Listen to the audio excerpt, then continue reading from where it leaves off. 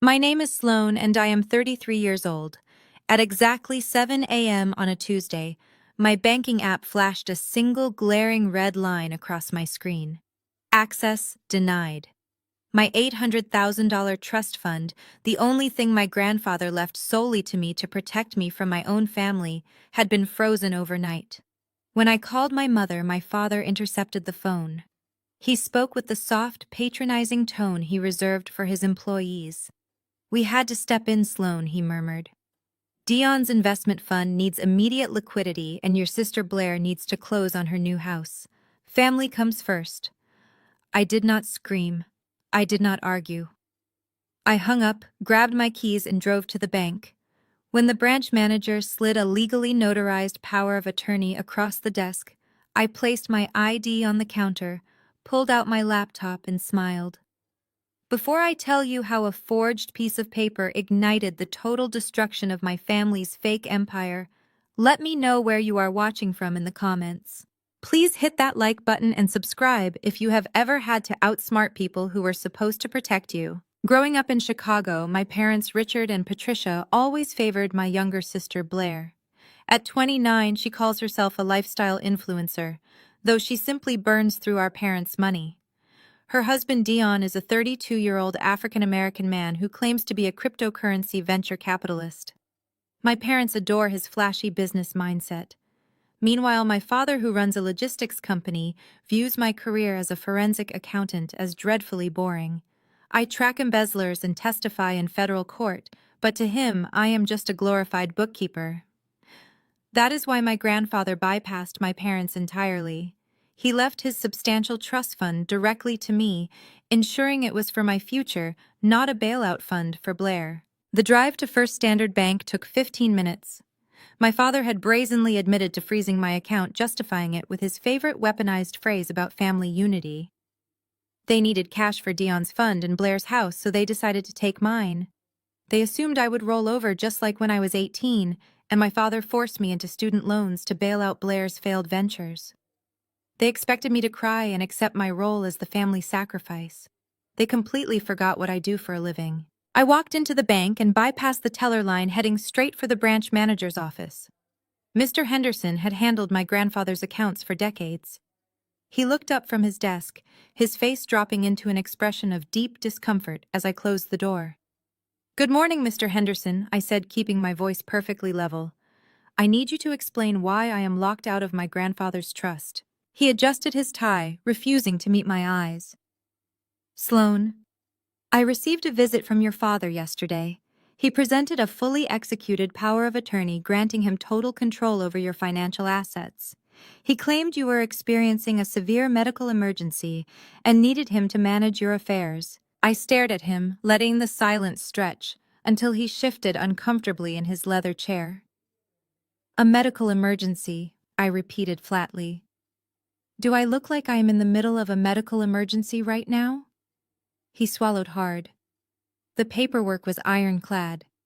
It was signed by you, dated 3 days ago, and legally notarized. Our legal department reviewed it. We had no choice but to honor the transfer." I did not raise my voice. Panic is the enemy of investigation. Instead, I pulled my work laptop from my bag, set it on his desk, and booted up my forensic software. "Show me the document," I demanded. Mr. Henderson hesitated, then turned his monitor toward me, opening a scanned PDF file. It gave Richard complete authority to liquidate my assets. At the bottom sat my signature, perfectly matching my driver's license. Below that was a blue notary stamp belonging to a woman named Melanie. I almost laughed. Melanie was my mother's bridge partner, a woman who once faced suspension for rubber stamping documents for friends without the signers present. My parents used their corrupt circle to steal my inheritance. Mr. Henderson tapped the screen. "You see, Sloane, the signature matches our records perfectly. The notary seal makes it a binding state document. There is nothing the bank can do without a court order. Your father was very clear the funds are needed urgently for your medical treatments." I ignored his nervous rambling and plugged a flash drive into my laptop. "Send that exact PDF file to my email address right now," I instructed. He blinked in confusion. "Sloane, I am not sure what you think you are going to find. The legal department already cleared it. Send the file, I repeated. He clicked share. My phone chimed. I opened the file on my laptop and dove straight into the document's metadata. People like my father and Deon think fraud is just forging a signature. They never consider the digital footprints left behind. I typed commands into my extraction tool. Lines of code cascaded down, stripping away the visual document to reveal the hidden data beneath. I found the origin source and creation timestamp. I turned my laptop screen so Mr. Henderson could see the raw data highlighted in bright yellow. You say I signed this document 3 days ago in the presence of a notary, I said, maintaining my calm. But the metadata embedded in this file shows it was created yesterday at 2:14 a.m. Furthermore, the IP address traces directly to my parents' home router in Fairfield. Mr. Henderson stared at the screen, the color draining from his face. I leaned forward, placing my hands flat on his desk. So tell me now, Mr. Henderson, who really uploaded this forged document into your system? Mr. Henderson stared at the glowing yellow text on my screen, his mouth opening and closing like a fish out of water. He adjusted his glasses, leaning closer desperately, hoping the digital proof would miraculously disappear. It did not. The raw code of the document stared back at him, an undeniable digital confession. Sloane, this is highly irregular, he stammered, wiping a bead of sweat from his forehead. The legal department verified the signature and the notary seal. As far as the bank is concerned, this is a binding authorization. I reached across the desk and tapped my manicured fingernail directly on the blue notary stamp at the bottom of the PDF. You mean this seal, the one belonging to Melanie Carmichael? Yes, exactly, he said, grasping at the lifeline. A licensed notary public of the state of Illinois. A licensed notary who just happens to be my mother's weekly bridge partner? I countered, my voice dropping to a dangerous calm. A woman who was suspended by the Secretary of State 2 years ago for rubber stamping property deeds for her friends without the signers being physically present in the room.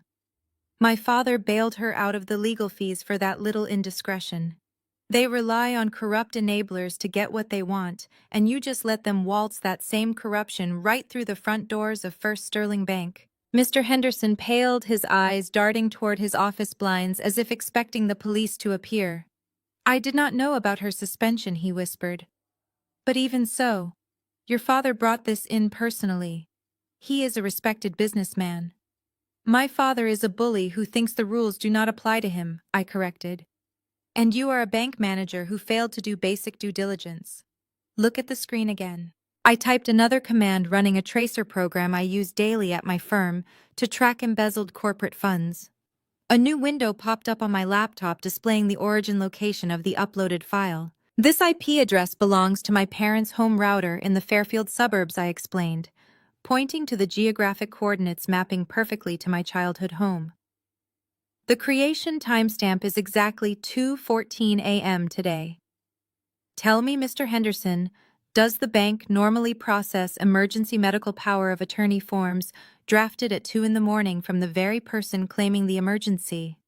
Or did my father happen to mention that I was supposedly in a coma while simultaneously operating a PDF scanner in his basement? He rubbed his temples, realizing the massive liability he had just stepped into. I can flag the document for a secondary review by our fraud department. We can keep the account frozen until this is sorted out. I shook my head, my eyes narrowing as I looked closer at his terminal screen. That is the problem. You did not just freeze the account, did you? He froze. What do you mean? What? I stood up, walking around his desk to look directly at the bank's internal ledger glowing on his monitor.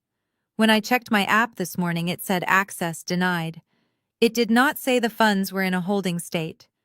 You told me my father froze it, but a power of attorney is not a freeze order. It is a transfer of control. Before he could stop me, I reached over his shoulder and hit the refresh key on his keyboard. The internal ledger populated, showing the real-time status of my grandfather's trust. The $800,000 was not sitting safely in a locked vault.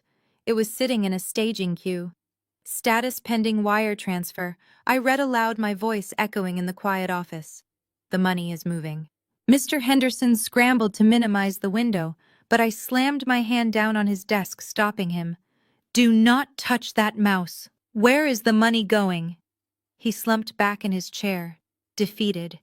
Your father requested an expedited offshore wire. He said it was for an experimental medical treatment facility in the Cayman Islands. They required immediate payment up front. I felt a cold laugh rising in my throat. An experimental medical facility. Right. I pushed him aside slightly and took control of his mouse, clicking on the destination routing number. The receiving account belonged to an entity called Apex Ventures Limited Liability Company. It was not a hospital, it was a shell company, and I knew exactly who owned it. Deon, I whispered. My sister Blair's husband Deon was a smooth-talking grifter who claimed to be a cryptocurrency venture capitalist. He wore designer suits, drove a leased Porsche, and constantly bragged about his massive returns.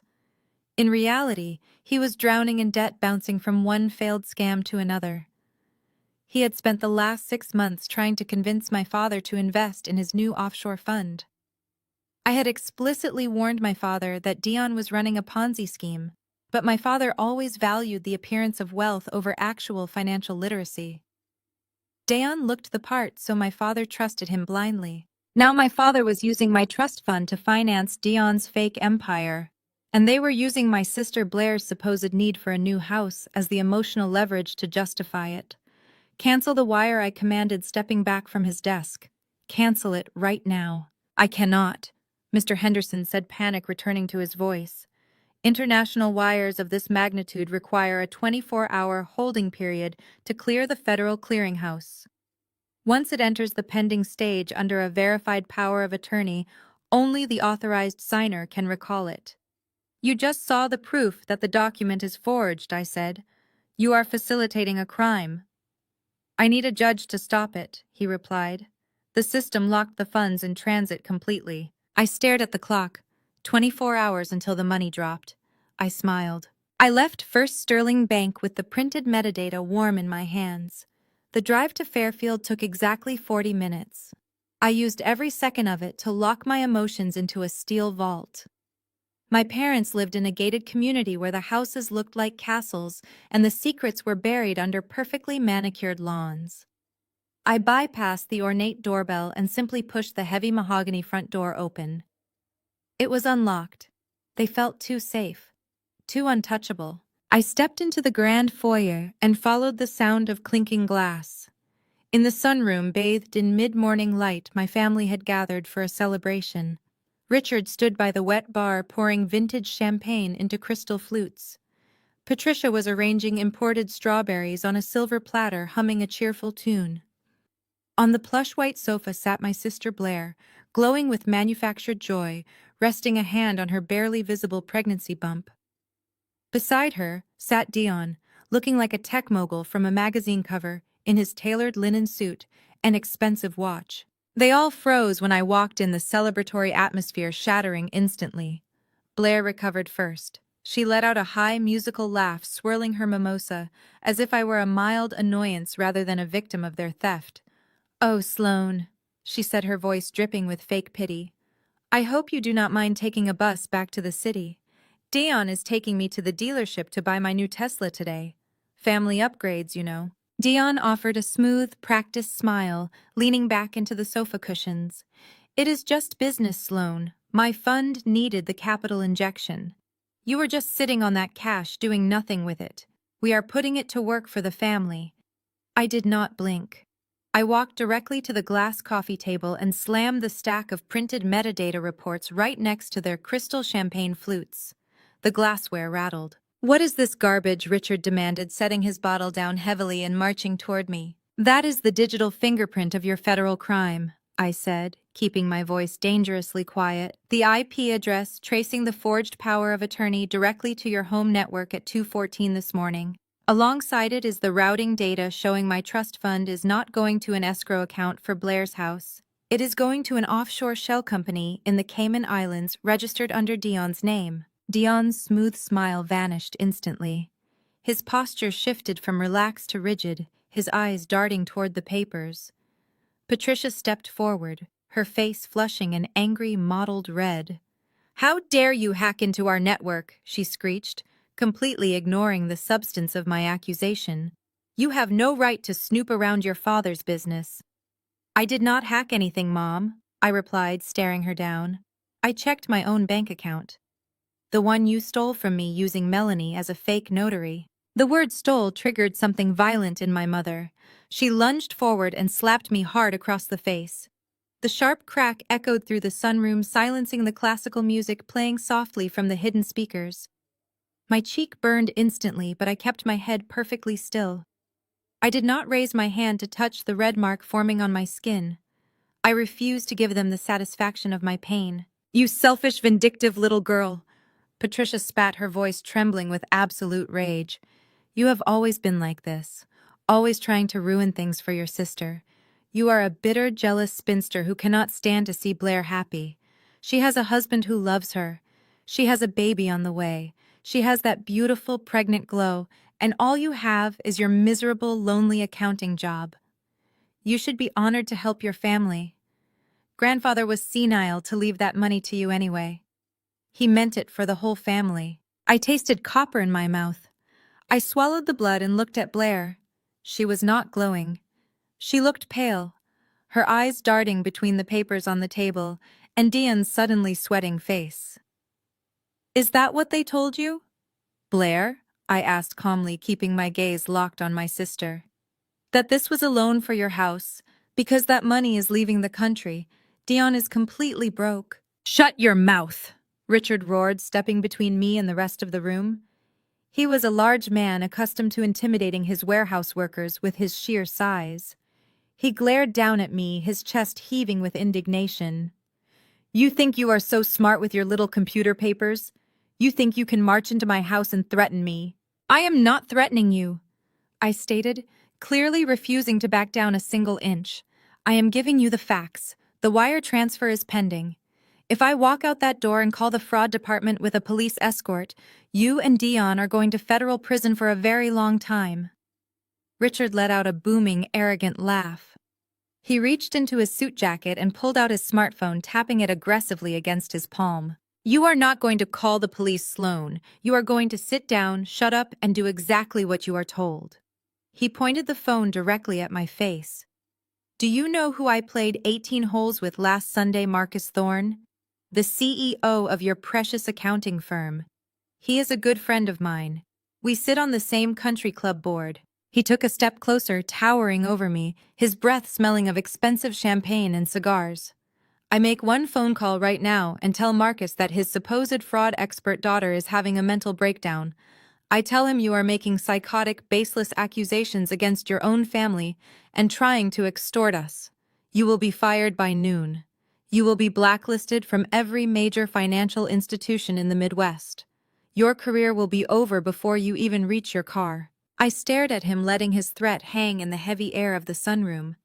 He was entirely serious. He truly believed his country club connections could crush my decade of hard work and professional reputation. He thought I was trapped. Richard reached into his leather briefcase resting on the wet bar and pulled out a single crisp sheet of paper. He slapped it down on top of my metadata printouts and tossed a heavy gold pen beside it. This is a voluntary transfer consent form, Richard commanded, his voice dripping with absolute authority. It legally waives any waiting periods and confirms you authorized the power of attorney. It makes the transaction completely bulletproof. You are going to sign it right now, Sloane. You are going to sign it, and then you are going to leave, and you are never going to bring this up again. Or I will end you professionally and financially today. The heavy gold pen hit the glass table with a sharp clink that echoed in the sunroom. My father stood over me, chest puffed out, wielding his country club connections like a loaded weapon. He genuinely believed that threatening my career would break me. For my entire life, Richard Wilson operated on the assumption that money and intimidation could buy submission. Before I could formulate my response, a large shadow fell over me. Deon stepped forward, inserting himself between me and the exit. He crossed his arms over his chest, his tailored linen suit pulling tight across his shoulders. He used his height to loom over me, attempting to use physical intimidation where my father used professional threats. Listen to your father, Sloane. Deon said, his voice dropping an octave into a low, threatening baritone. You are being completely unreasonable. You sit in your sterile office, crunching numbers all day, hoarding cash you do not even need. You have turned into a selfish corporate drone. Blair and I are building a legacy. We are creating generational wealth, and you are throwing a tantrum over a temporary loan. Family supports family. I tilted my head looking up at his perfectly groomed beard and the designer sunglasses tucked into his breast pocket. The sheer audacity of his lecture ignited a cold, sharp focus inside me. Selfish! I repeated, my voice steady, slicing through his smooth rhetoric. Is it selfish like how Dad forced me to take out $100,000 in student loans for my master's degree because he had to drain my college fund to bail out Blair's 3 failed lifestyle brands? I paid every cent of that debt myself, while you two sip champagne at 10 in the morning. Blair gasped, clutching her small pregnancy bump defensively. That was venture capital, she shrilled. Startups require initial burn rates. They require actual business plans, Blair, I snapped back. Not $50,000 spent on pink velvet couches for a boutique that never opened. And speaking of fake wealth, let us talk about your generational wealth, Deon. I took a step toward him, refusing to yield an inch of space. How exactly are you building a legacy when you drive a leased Porsche Macan while actively hiding from debt collectors? Deon's jaw tightened. The confident smirk slid right off his face. I continued, raising my voice so my parents could hear every word. I ran a basic public records search on you last month, Deon. You have 2 civil judgments against you in Fulton County, Georgia. Your credit score is practically non-existent. You are wearing a $3,000 suit, but your offshore LLC has 0 operational history. You are not a venture capitalist. You are a grifter looking for a bailout, and you somehow convinced my father to rob me to pay for it. Deon lunged forward, his hands balling into fists, but my father intercepted him, grabbing his shoulder. That is enough! Richard bellowed, his face turning a dangerous shade of crimson. I will not stand here and listen to you slander your brother-in-law in my house. Deon is managing a highly complex portfolio. You simply do not understand high-level finance, Sloane. You only know how to look at spreadsheets. The profound ignorance of his statement was staggering. I was a forensic accountant. Finding hidden money was literally my profession. My mother stepped out from behind the wet bar, her eyes blazing with absolute disgust. She pointed a manicured finger right at my face. You have always been this way, Sloane. Bitter. Calculating. You cannot stand that Blair found a handsome, ambitious man while you go home to an empty apartment every night. You are making up these vicious lies because you want to destroy her happiness. Sign the paper. Sign it right now, or you are no longer welcome in this family. Richard slammed his hand against the glass coffee table, making the champagne flutes rattle again. I am not asking you anymore, Sloane. You will sign this voluntary transfer consent form immediately. If you refuse, you are dead to us. I will call Marcus Thorne. I will have you fired by lunch. I will make sure no auditing firm in the city ever looks at your resume again. You will be completely ruined. I stood frozen in the center of the sunroom, surrounded by the 4 of them. They had formed a tight circle, a unified front of toxicity, entitlement, and delusion. They were daring me to defy them, fully expecting me to cower. So I gave them exactly what they wanted. I let my shoulders slump. I forced my breathing to become rapid and shallow. I widened my eyes, letting the harsh morning light sting them until thick tears welled up and spilled over my cheeks. I raised my hands, making sure they trembled visibly. Please, I gasped, letting my voice crack perfectly. Please do not call Marcus. Please, Dad. It took me 7 years to make senior director. I cannot lose my job. I cannot lose everything. The transformation in the room was instantaneous. The tension evaporated, replaced by a sickening wave of triumph. Richard relaxed his shoulders, a smug, satisfied grin stretching across his face. He had won. The unruly, independent daughter had finally been broken and brought to heel. Patricia crossed her arms, her posture reeking of arrogant vindication. I knew you would see reason, she sneered. You always need to throw a massive tantrum before you finally do what you are told. Now dry your eyes. You are embarrassing yourself. Blair leaned against Deon, giggling softly. Deon adjusted his cuffs, his chest puffing out again as he looked down at me with absolute contempt. I let out a ragged, theatrical sob, wiping my eyes with the back of my hand. I stepped forward to the glass coffee table, my hands still shaking violently. I reached down and picked up the heavy gold pen my father had thrown there. "Good girl," Richard murmured, watching me closely. "Sign at the bottom, next to the blue tab." I leaned over the document. I deliberately shifted the pen into my left hand. I am naturally right-handed, a fact my family would have known if they had ever paid the slightest attention to me growing up. My left-handed handwriting was entirely different, a clumsy, jagged scrawl that bore absolutely no resemblance to my actual legal signature. I pressed the nib to the paper and signed the line. Instead of my actual middle initial A for Anne, I deliberately scribbled an E. I made sure the signature looked chaotic, forced, and completely mismatched to the notarized forgery sitting right beneath it. Legally, the document I just created was entirely void. It was useless. But as I leaned over the table to sign, pretending to steady myself by gripping the edge of the plush white sofa, I executed the real move. I slipped my fingers into my jacket pocket, retrieving a micro-audio bug no larger than a button. Under the guise of catching my balance, I pushed the tiny device deep into the crevice between the sofa cushions, right where my father and Deon typically sat to drink their evening scotch. I stood up, dropping the gold pen back onto the glass. I kept my head down, letting my hair fall forward to hide my face as I sniffled. "There," I whispered, sounding utterly defeated. "It is done." Richard snatched the paper off the table, barely glancing at the signature before folding it and sliding it into his breast pocket. "Excellent. Now get out of my house, Sloane, and do not ever speak to Deon or Blair like that again. You are lucky we even allow you to participate in this family." I turned without another word and walked toward the foyer. Behind me, I heard the unmistakable sound of champagne glasses clinking together. "To the new fund," Richard declared loudly, his voice echoing down the hall. "And to my new Tesla, Blair," cheered her laughter, bright and completely devoid of guilt. I pulled the heavy mahogany front door open and stepped out into the crisp morning air.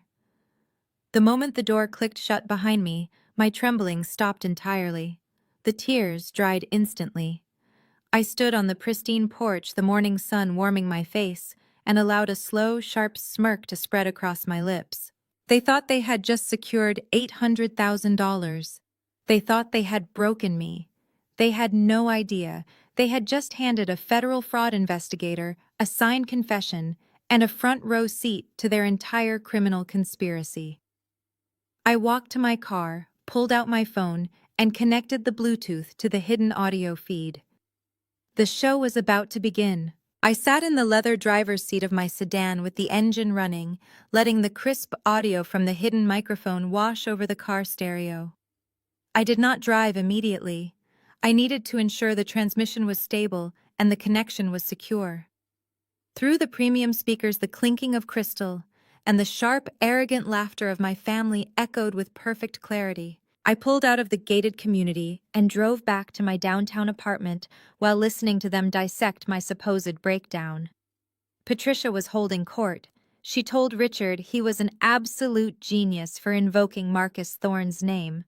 She laughed about how quickly I had folded, mocking the way my hands shook and how pathetic I looked crying over a job.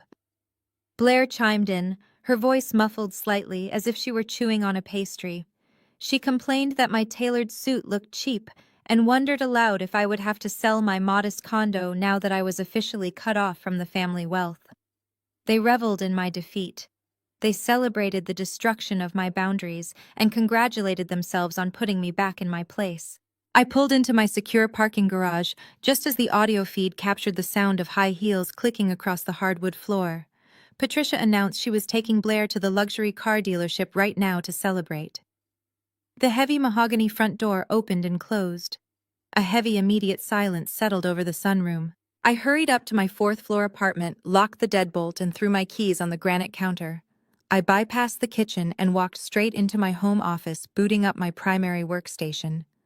I operate a custom multi-monitor setup tailored specifically for complex financial tracing and fraud investigation. I routed the audio bug feed through my noise-canceling headphones to catch every breath and whisper.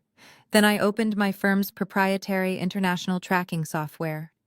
While my family thought I was just a glorified bookkeeper pushing numbers around, I was actually a certified fraud examiner with high-level clearance to utilize global banking databases. I typed Apex Ventures Limited Liability Company into the search terminal. The cursor blinked rapidly as the software combed through international corporate registries.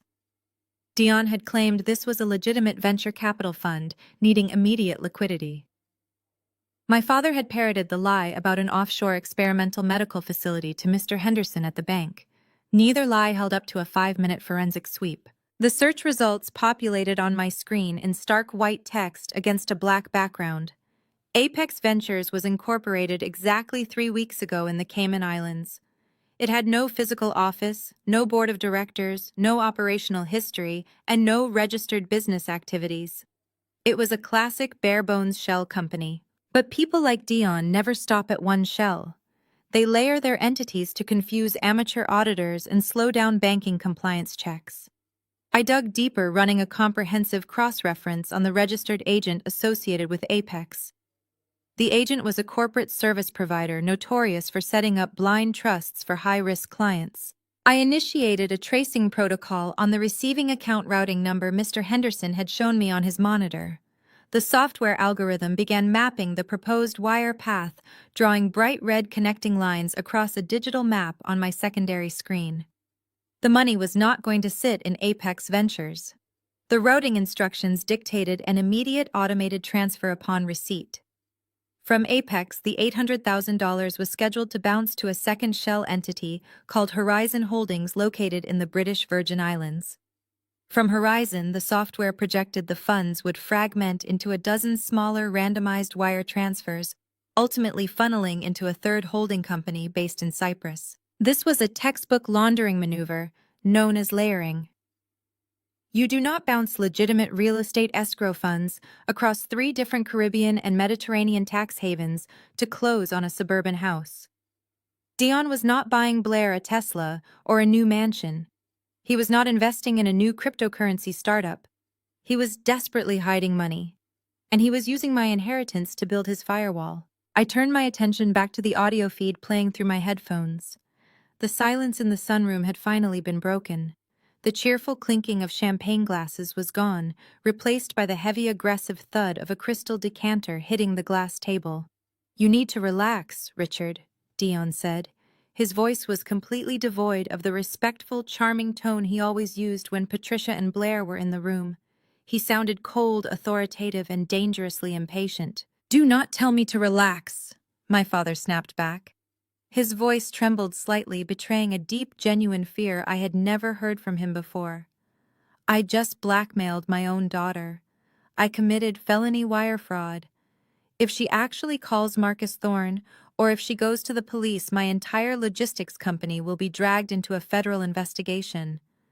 We will be ruined. She is not going to call anyone." Deon scoffed, the sound of liquid pouring filling the audio feed. "You saw her. She is weak. She folded exactly like you said she would. By tomorrow morning, the funds will be cleared and moving through the Cyprus accounts. It will be completely untraceable." My father paced the floor. The heavy thud of his leather shoes resonated through the microphone. "I do not like this, Deon. This was supposed to be a simple capital loan from the business accounts. Now we are stealing from Sloane's trust." The bank manager looked terrified. "If the federal regulators flag that expedited wire, we are both going down." I leaned closer to my monitor, my heart hammering against my ribs. My father was not a naive victim of Deon's smooth talking. He was an active, terrified participant. They were deeply entangled in something far more sinister than a failed lifestyle brand or a leased luxury car. "I am warning you." Richard Deon's voice dropped to a lethal, quiet whisper. "You better pray that bank manager pushes it through the federal clearinghouse today. You do not get to panic now. You do not get to have a sudden crisis of conscience. I am the one taking all the risk." My father shouted, his composure shattering entirely. "It is my name on that forged power of attorney. It is my relationship with the bank on the line. You took the risk the moment you let me cook your logistics company books last year." Deon fired back, his voice dripping with absolute malice. "Do not play the victim here. We are tied together. If this wire does not clear by Friday, the IRS auditors are going to put you in federal prison, old man. You owe me. Federal prison. The words echoed in my ears, sharp and metallic through the noise-canceling headphones. I sat perfectly still in my ergonomic chair, staring at the dual monitors of my workstation.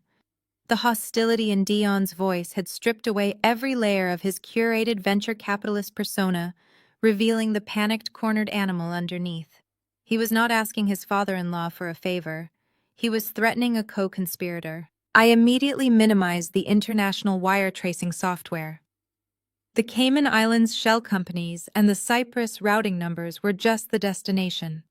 I needed to understand the origin of the panic. I opened a new encrypted terminal window and bypassed standard search engines, logging directly into my firm's proprietary corporate background database. I needed a complete, unvarnished look at the financial architecture of my father's empire. I typed in Wilson Freight and Logistics. The screen flooded with data. For my entire life, my father had wielded his company like a blunt instrument, using it to bludgeon our family into submission. He constantly boasted about his fleet of trucks, his massive warehouse contracts, and his unmatched business acumen. He used his supposed wealth to excuse his cruelty. I began pulling the public filings, state tax records, and vendor credit reports. It took less than 10 minutes to dismantle his 30-year illusion. Wilson Freight was functionally bankrupt. The financial metrics bleeding across my screen were catastrophic. His primary shipping contracts had dried up over a year ago. His commercial lines of credit were entirely exhausted. He had a staggering number of accounts payable that were past 90 days overdue. Vendors were preparing to file liens against his remaining assets. The company was a hollowed-out carcass, propped up by nothing but arrogance and aggressive accounting. But standard bankruptcy does not trigger federal prison sentences. A failing business is not a crime. I leaned closer to the monitor, my eyes scanning the digital ledgers for the fatal anomaly. If the IRS was closing in with criminal intent, the fraud had to be substantial. I navigated to the payroll and tax withholding registries. This was where executives usually hid their most desperate sins. Every legitimate company is required to withhold federal income taxes, Social Security, and Medicare contributions from their employees' paychecks.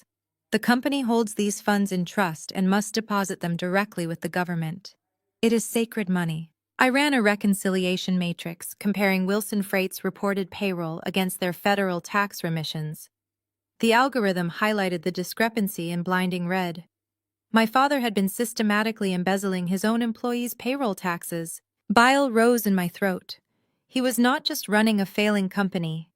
He was stealing the safety nets of the warehouse workers and drivers who broke their backs for him every day. He had been skimming their federal withholdings for the past 14 months, siphoning millions of dollars from the corporate trust accounts to keep up the appearance of immense wealth. It was a blatant, arrogant felony. I immediately cross-referenced the outgoing corporate transfers from Wilson Freight during that 14-month window. I needed to see exactly where the stolen payroll money had gone. The digital breadcrumbs formed a wide, undeniable path straight to Deon. Every month, within hours of the payroll processing cycle, massive wire transfers were sent from the logistics company directly into accounts controlled by Deon's investment entity, Apex Ventures. My father had not just made a single bad investment. He had been bleeding his employees dry to feed his son-in-law's phantom cryptocurrency fund, desperately hoping Deon would generate the astronomical returns he constantly bragged about. I pulled the blockchain ledgers associated with Deon's public wallet addresses. Deon was not a financial genius. He was an amateur gambler who had bought heavily into highly leveraged crypto derivatives right before the market crashed. The ledgers showed a brutal, unforgiving cascade of margin calls and liquidations. Deon had lost every single penny of the embezzled money. The funds were vaporized in the crypto winter, leaving nothing but a digital crater. The truth of the morning's confrontation settled over me with absolute clarity. The $800,000 from my grandfather's trust was never meant for a down payment on a sprawling suburban estate for Blair. It was never intended as seed capital for Deon's brilliant new tech venture. It was pure, desperate hush money. Richard and Deon were staring down the barrel of an emergency IRS audit scheduled for Friday. When federal auditors arrived, they would immediately demand to see the missing payroll tax deposits. The men needed liquid cash right this second to backfill the stolen federal withholdings before the government discovered the massive shortfall. They needed my inheritance to cover up their joint felony. I took off my headphones and set them gently on the desk. The silence in my apartment felt thick and heavy. My mother and my sister were completely oblivious. Patricia's vicious defense of my father and Blair's smug entitlement were built on a foundation of sand. Richard and Deon had spun a brilliant, manipulative cover story, convincing their wives that I was simply a bitter, selfish obstacle standing in the way of their grand family expansion. They had weaponized Patricia's disdain for me and Blair's greed, using them to execute the emotional extortion required to secure my signature. The men were playing them like absolute fools to save themselves from wearing federal jumpsuits. My phone suddenly vibrated against the wooden surface of my desk, jarring me out of my thoughts. The screen lit up with a new text message. I picked up the device. It was a message from Blair. She had sent a glossy, high-resolution photograph of herself standing in front of a sprawling, multi-million-dollar estate with a manicured circular driveway. She was wearing designer sunglasses, resting her hand on her pregnant belly, while a smartly dressed real estate agent smiled enthusiastically in the background. Below the picture was a text. Shopping for mansions. Thanks for finally being useful. I stared at the glowing screen, tracing the outline of my sister's arrogant, deluded smile. The tragedy of her ignorance was almost palpable. She thought she was stepping into the upper echelon of generational wealth. She believed her husband was a financial titan providing a life of luxury for her unborn child. She had absolutely no idea that she was married to a broke, desperate con artist. She had no idea that the father she idolized was an embezzling felon, days away from federal indictment. She had no idea that the voluntary transfer consent form, currently sitting in Richard's breast pocket, was legally void, signed with a left-handed scrawl and an incorrect middle initial. The bank wire would never clear. The stolen federal taxes would never be replaced. I locked my phone and turned back to my monitors. The house of cards was not just falling, I was going to ensure it burned to the ground. I grabbed the thick stack of printed ledgers, the IP metadata logs, and the blockchain tracking reports, shoving them all into a heavy leather satchel. My phone vibrated again, buzzing angrily against the granite countertop. I ignored it. I needed federal jurisdiction, and I needed it before the bank flagged my intentionally butchered signature and halted the entire transaction. The Silver Skillet Diner sat on the industrial edge of the city, a neon-lit relic that catered mostly to third-shift factory workers, long-haul truckers, and insomniacs. It was loud smells of grease and stale coffee, hanging thick in the air, making it the perfect place to meet a federal agent without running into anyone from my father's elite country club circle. I slid into a cracked red vinyl booth at the very back facing the entrance and ordered a black coffee. 10 minutes later, the bell above the door chimed and David Ross walked in. David was a senior agent with the FBI White-Collar Crime Division. We had spent 2 grueling years together on a joint task force dismantling a corporate syndicate that used fake charities to launder money. He was sharp, relentless, and completely immune to the kind of wealthy intimidation my father thrived on. He slid into the booth opposite me, waving off the waitress with a polite shake of his head before turning his assessing gaze my way. "You said it was an emergency," David began, keeping his voice low, as he leaned across the sticky Formica table. "You also said you had a slam-dunk case of federal wire fraud ready to be wrapped with a bow." I unclasped my satchel and pulled out the manila folder, sliding it across the table. "I do. But the targets are Richard Wilson and Deon Vance, my father and my brother-in-law." Yo. David paused, his hand hovering over the file. He looked up at me, his brow furrowing. He knew exactly who my father was. During our task force days, David had been subjected to countless stories about my family's dynamics. "Your father still thinks you just tally receipts for a living?" David asked, a wry smile touching the corners of his mouth as he opened the folder. "Still calling you a glorified bookkeeper at Thanksgiving dinners?"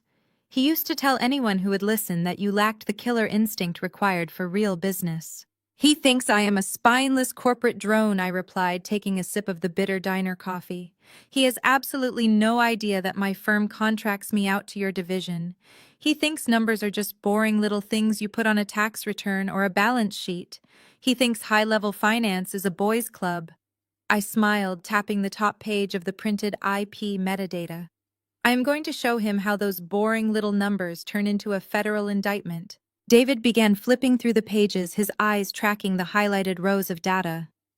I watched his expression shift from casual interest to absolute professional focus. I walked him through the entire scheme, laying out the timeline piece by piece. I explained how my father's logistics company was a hollow shell, functionally bankrupt and drowning in vendor debt. I showed him the internal reconciliation matrix that proved Richard had been systematically embezzling his own employees' payroll taxes for 14 months. I pointed out the exact dates and times the stolen federal withholdings were wired directly into accounts controlled by Deon's investment entity. Deon lost it all, I explained, pointing to the blockchain tracking reports. He bought heavily into highly leveraged crypto derivatives right before the market crashed.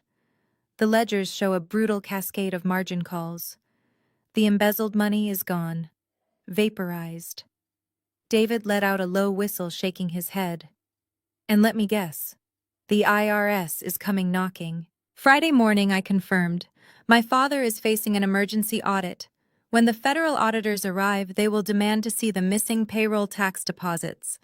Richard and Deon need liquid cash right this second to backfill the stolen federal withholdings before the government discovers the massive shortfall. That is where I come in. I explained the forged power of attorney, the fake notary stamp from my mother's bridge partner, and the morning confrontation in the sunroom. I told him how they used Blair's pregnancy and a supposed new house as a cover story to steal my $800,000 trust fund. It is pure hubris and desperation, David murmured, tracing the routing numbers with his pen. They are routing your trust fund through 3 different shell companies in the Cayman Islands and the British Virgin Islands before dropping it into a Cyprus holding account. It is classic layering.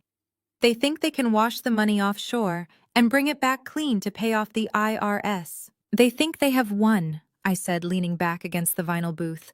But I purposefully botched the signature on the voluntary transfer consent form they forced me to sign. I used my left hand and an incorrect middle initial. Mr. Henderson at the bank is a coward, but the internal fraud software will catch the signature mismatch. The bank will reject the transfer, panic will set in, and then you can take this file to the U.S. attorney and arrest them for attempted theft and embezzlement. David stopped writing.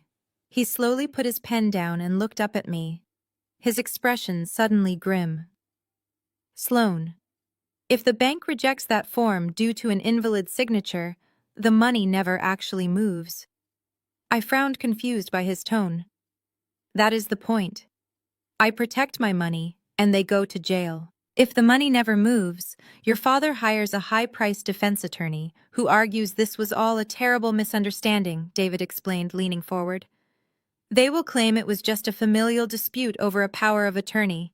They will claim Richard was just trying to secure funds for his pregnant daughter and got confused by the complex banking paperwork. A sympathetic judge might buy it. But the embezzlement, I argued, gesturing to the file, the stolen payroll taxes. The IRS will fine him for the payroll taxes, maybe seize his remaining assets and shut down his business, David countered. He will declare bankruptcy and drag the litigation out for a decade. But the criminal intent for the wire fraud is what guarantees prison time. You need the nail in the coffin. You need the money to cross international borders. I stared at him, the realization settling like a stone in my stomach. You are telling me I have to let them take it. If you cancel the wire now or let the bank reject the signature, it remains a family dispute. David warned, his voice dropping to a serious, unyielding register. But if you call your bank manager right now and verbally authorize the transfer, overriding your botched signature, the funds will wire out. The moment that money hits the offshore shell company in the Cayman Islands, it crosses jurisdictional lines. David tapped the routing document. It becomes federal wire fraud, coupled with tax evasion, money laundering, and conspiracy. That carries a mandatory 20-year sentence in a federal penitentiary, no plea deals, no country club pardons. I looked down at my phone resting on the table. My grandfather's entire legacy was sitting in that account meant to protect me from the exact people who were currently stealing it. I thought about my mother's vicious slap. I thought about Deon's towering intimidation. I thought about my father demanding I sign away my security or be dead to the family. "You have to let them steal it, Sloane," David said quietly. "It is the only way to lock the cage." I let David's words hang in the heavy air of the diner. The scent of grease and bitter coffee suddenly grounded me. He was right. If I stopped the wire from processing, Richard would simply hire an army of high-priced defense attorneys. He would spin a flawless narrative of a familial misunderstanding. He would claim he was merely trying to secure a loan for his pregnant daughter and got confused by the complex banking paperwork. He would pay an administrative fine to the IRS, declare corporate bankruptcy, and escape a prison sentence. Deon would slither away to his next mark, leaving my father to take whatever minor fall remained. I had to let them commit the ultimate crime to secure their absolute destruction. "Okay," I said, my voice steady.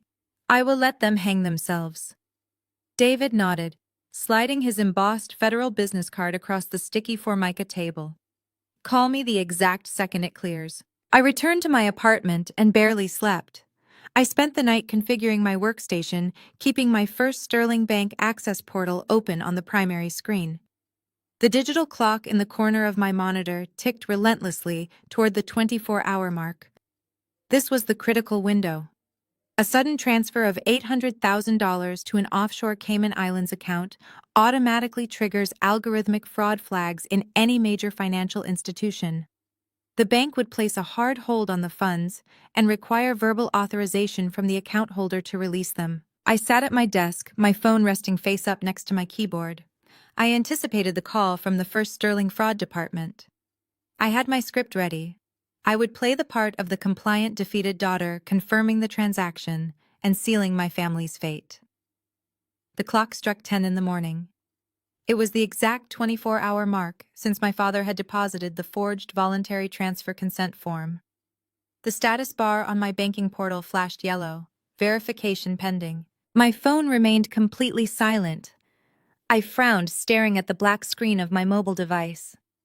The bank's strict security protocol mandated an immediate call to the account holder's primary registered number. I refreshed the portal.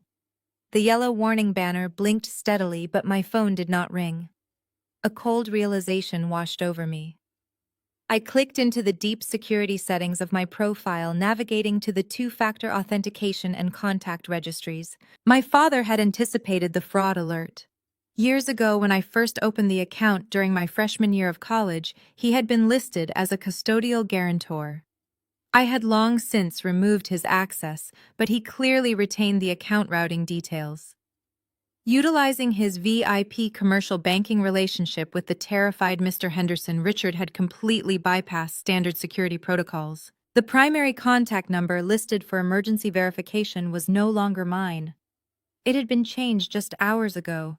The number belonged to Patricia. First Sterling Bank offers a high-tier security feature for premium accounts, allowing clients to review their security logs, including recorded authorization calls, directly through their web portal. It was designed to help corporate clients identify suspicious internal activity. I quickly opened the communications log. A new audio file appeared tagged with a red active call indicator. They were on the phone right now. I clicked the icon routing the live audio feed through my noise-canceling headphones. The crisp, professional voice of a First Sterling fraud analyst filled my ears. "Am I speaking with Sloane Ann Wilson?" the analyst asked. There was a brief pause on the line. Then my mother's voice echoed through the headset. "Yes, this is Sloane," Patricia replied.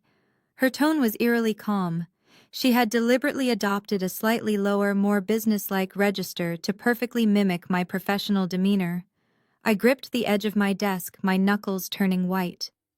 "My mother, The woman who had spent her entire life obsessed with appearances, country clubs, and social standing was willingly committing a federal crime to facilitate my father's embezzlement. Miss Wilson, we are calling to verify an outgoing wire transfer in the amount of $800,000 to Apex Ventures Limited Liability Company, the analyst stated. Can you confirm you initiated this transfer? Yes, I can confirm that, Patricia said smoothly. It is a time-sensitive real estate and venture capital investment. For security purposes, Miss Wilson, I need you to verify your identity. Can you please provide your full social security number and your mother's maiden name, the analyst asked. I held my breath. My mother did not even hesitate. She rattled off my 9-digit social security number perfectly.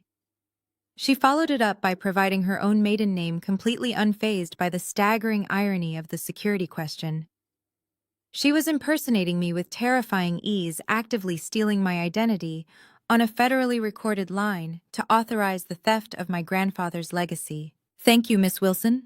Identity verified, the analyst said, the rapid typing of a keyboard audible in the background. Do I have your final verbal authorization to release the hold and execute the international wire transfer? Patricia let out a soft, satisfied sigh. Yes, you have my complete authorization. Please push it through immediately. Understood. The funds will be released. Have a good day, Miss Wilson. You too, Patricia chirped, dropping the professional act for a brief moment of genuine triumphant smugness. The line clicked dead. I pulled the headphones off, letting the heavy silence of my apartment rush back in. My mother had just committed federal identity theft. She had handed David Ross and the FBI the final undeniable piece of the puzzle. Patricia was no longer just a passive beneficiary of my father's wealth or a bystander to his cruelty. She was an active, documented co-conspirator in a massive wire fraud and embezzlement ring. I turned my eyes back to the primary monitor. The yellow verification pending banner vanished from my banking portal. The screen refreshed automatically. A bright green progress bar shot across the interface, followed by a stark white confirmation text. Wire transfer complete. I stared at my account summary. The $800,000 dropped from the ledger. The bold black numbers updated in real time. Available balance $0. I leaned back in my ergonomic chair, a cold, predatory smile stretching across my face. My family thought they had just ruined me. They thought they had secured their luxurious future. They had absolutely no idea the trap was officially sprung. The $800,000 had officially vanished into the offshore ether, setting a ticking clock on Richard and Deon's inevitable destruction. With the stolen funds temporarily masking their embezzlement trail, they wasted absolutely no time playing their part. 3 days later, the trap began to tighten around them, though they were too busy celebrating to notice. Deon and Blair decided to host an extravagant investment gala at the Grand Langham, one of Chicago's most elite 5-star hotels. This was not just a party. It was a calculated theatrical performance designed to solicit new victims for Deon's fictitious venture capital fund and to reassure Richard's wealthy logistical clients that the family empire was thriving. I was sitting at my kitchen island sipping black coffee when my phone vibrated against the granite counter. A message from my mother illuminated the screen. I opened it to find a high-resolution photograph taken in the Langham's gilded lobby. Patricia, Richard, Blair, and Deon stood shoulder to shoulder, dripping in newly purchased haute couture. My mother wore a custom beaded gown while Blair proudly showcased her baby bump in a silk designer wrap. The men wore bespoke tuxedos paid for by my hijacked inheritance and stolen employee tax withholdings.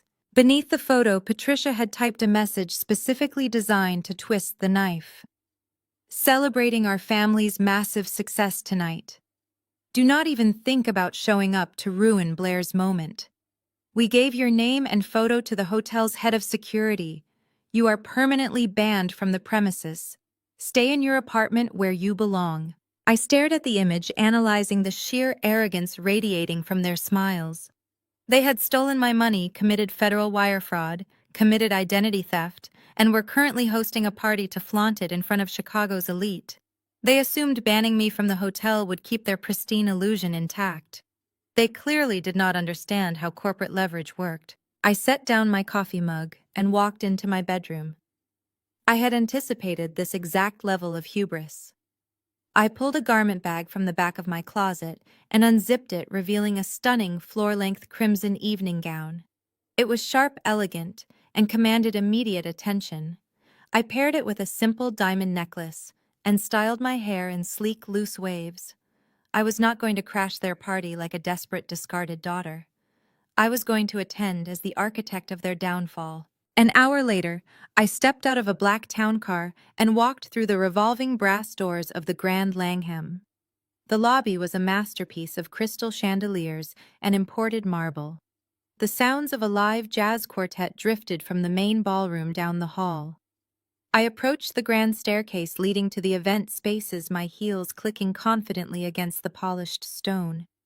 "Excuse me, ma'am." A man in a sharp black suit stepped directly into my path. He had an earpiece coiled around his neck and a printed manifest on a clipboard.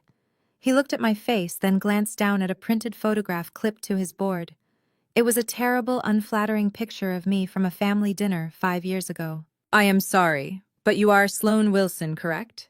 he asked, his tone polite but rigid. "I have strict instructions from the event hosts. You are not permitted on the event floor or anywhere on the hotel premises. I am going to have to ask you to leave immediately." I did not flinch. I did not raise my voice. I simply reached into my silver clutch and withdrew a heavy, embossed black keycard attached to a leather lanyard. I held it up so the overhead chandelier light caught the silver foil of my firm's logo. "I am Sloane Wilson, Senior Forensic Director for Apex Auditing Partners," I said, keeping my voice crisp and authoritative. "My firm oversees the compliance audits for Langham Hospitality Group International. I am not here as a guest of the Wilson event. I am here conducting an unannounced site inspection of your administrative infrastructure. If you block my access, I will note the compliance failure in my report to your corporate board tomorrow morning. Your general manager will be looking for a new job by noon." The security guard's eyes widened as he stared at the black card. The arrogance evaporated from his posture. He recognized the corporate logo and understood exactly what kind of power it represented. Hotel security answered to management, but management answered to the auditors. "My apologies, Ms. Wilson," he stammered, stepping aside quickly and lowering his clipboard. "Please proceed. Let me know if you require a master access key."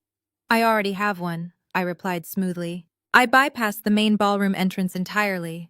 Instead of joining the crowd of socialites and business magnates mingling near the open bar, I slipped through a set of unmarked double doors meant exclusively for hotel staff. The heavy bass of the ballroom's sound system vibrated through the walls as I navigated the dimly lit service corridors. I climbed a narrow staircase and swiped my master access card against a reinforced steel door. The electronic lock flashed green. I pushed the door open and stepped into the AV control room. The room was dark, illuminated only by the glow of massive soundboards, video mixers, and a wall of monitors. A single technician sat at the primary console wearing heavy headphones. I flashed my audit badge, placing a finger to my lips.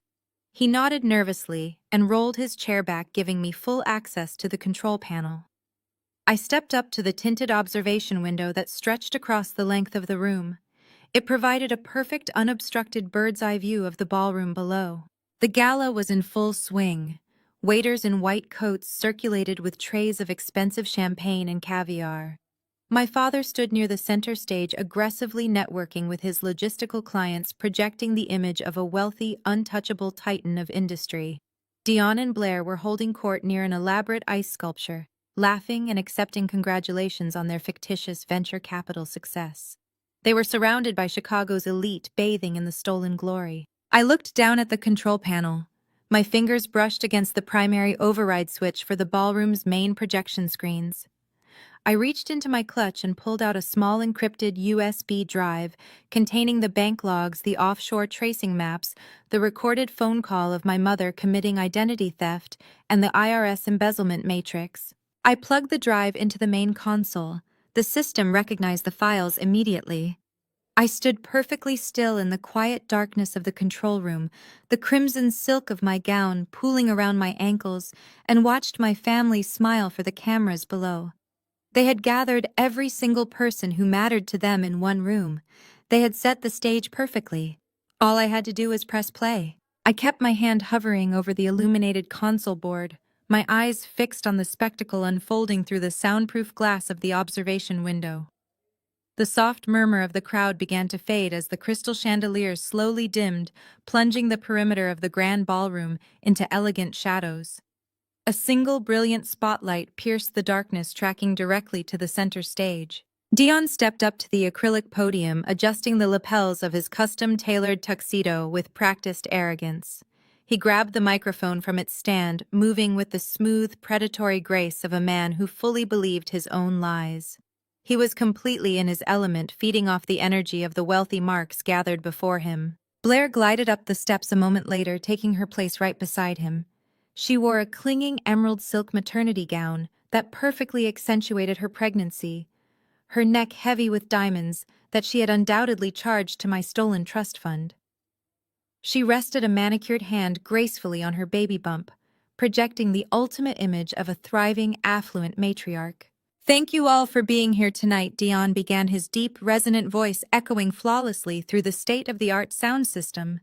He flashed a brilliant, blinding smile. "We have gathered the finest minds, the sharpest innovators, and the most seasoned veterans of Chicago's business elite under one roof. Looking out at this crowd, I see more than just potential investors. I see visionaries." I watched from the shadows of the AV booth as my father Richard stood in the front row puffing out his chest. He clapped loudly, subtly nudging the CEO of a major Midwest shipping conglomerate standing next to him. Patricia stood beside Richard, her face a mask of supreme, untouchable pride. They were selling the illusion beautifully. "Tonight is about the future." Deon continued, pacing slowly across the stage, completely owning the space. "For the past year, Apex Ventures has operated quietly in the shadows. We have been moving capital, identifying disruptive market trends, and executing aggressive acquisition strategies. People often ask me what the secret to my success is. They want to know the magic formula." Deon paused for dramatic effect, letting a soft, self-deprecating chuckle escape the microphone. "I tell them there is no magic," he said smoothly. "It requires relentless discipline, an unwavering stomach for risk, and quite frankly, genius financial instincts. We do not just chase the market at Apex Ventures, we command it. That is why I am incredibly proud to announce that in our third quarter alone, my fund has generated a staggering 200% return on investment." A wave of impressed murmurs washed over the ballroom. Several men in expensive suits nodded in genuine respect. Deon was hooking them.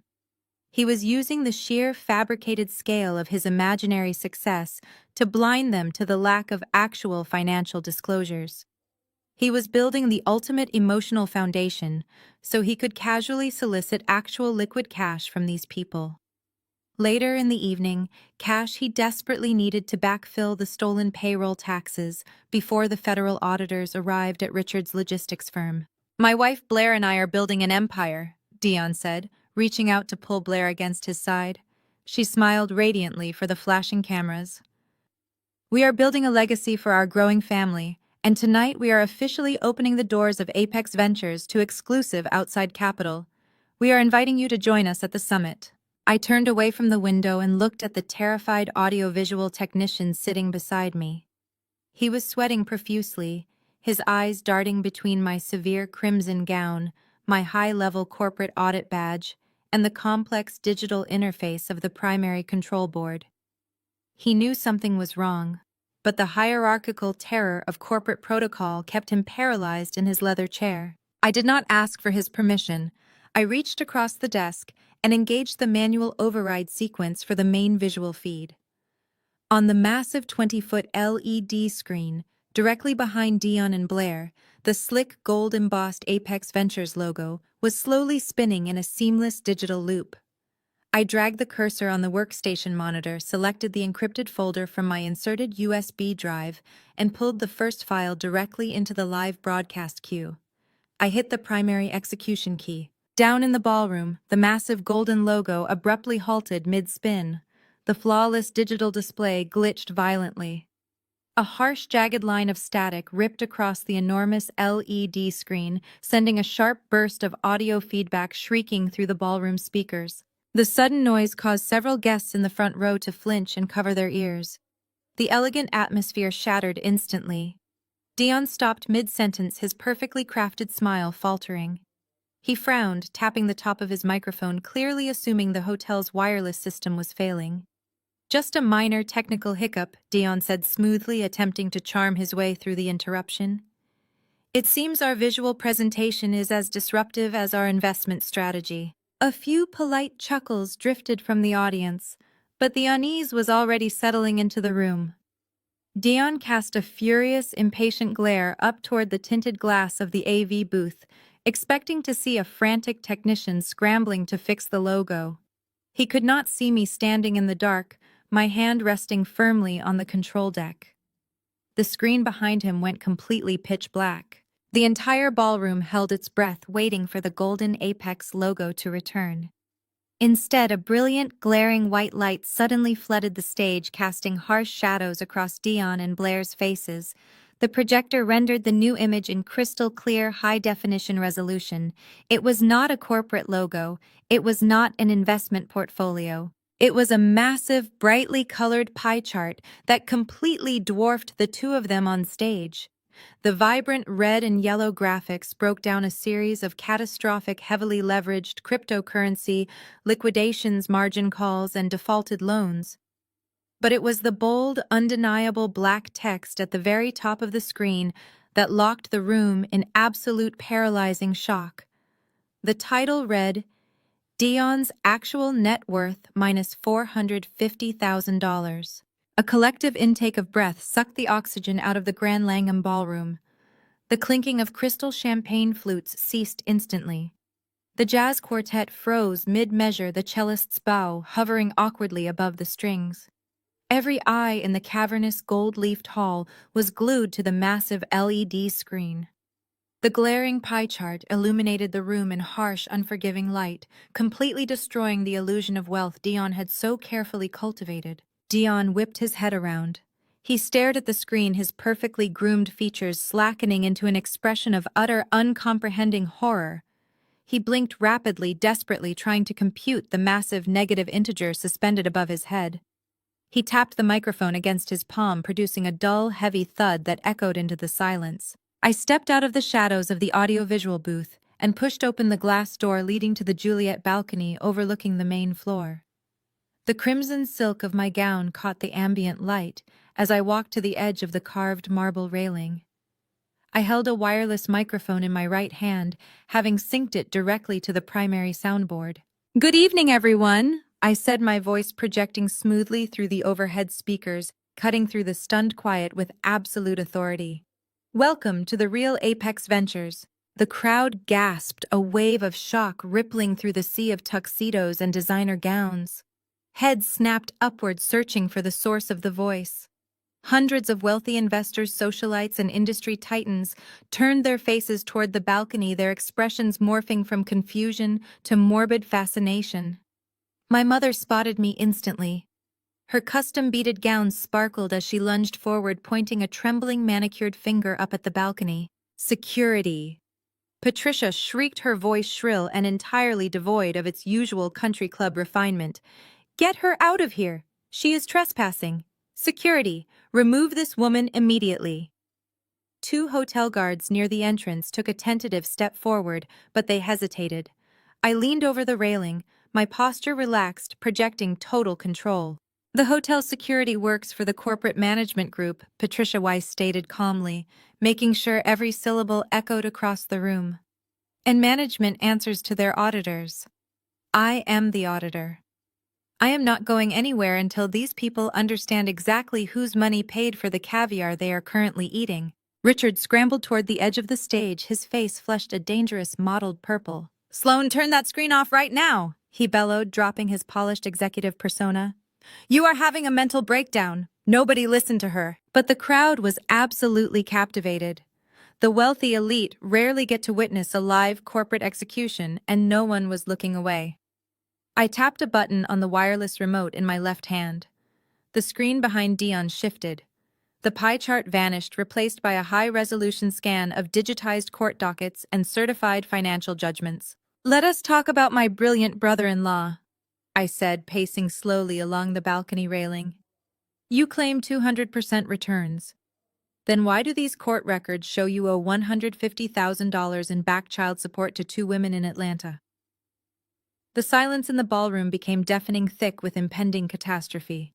"That is right," I continued, my voice unyielding as I read the facts into the public record. "Deon Vance is not a venture capitalist.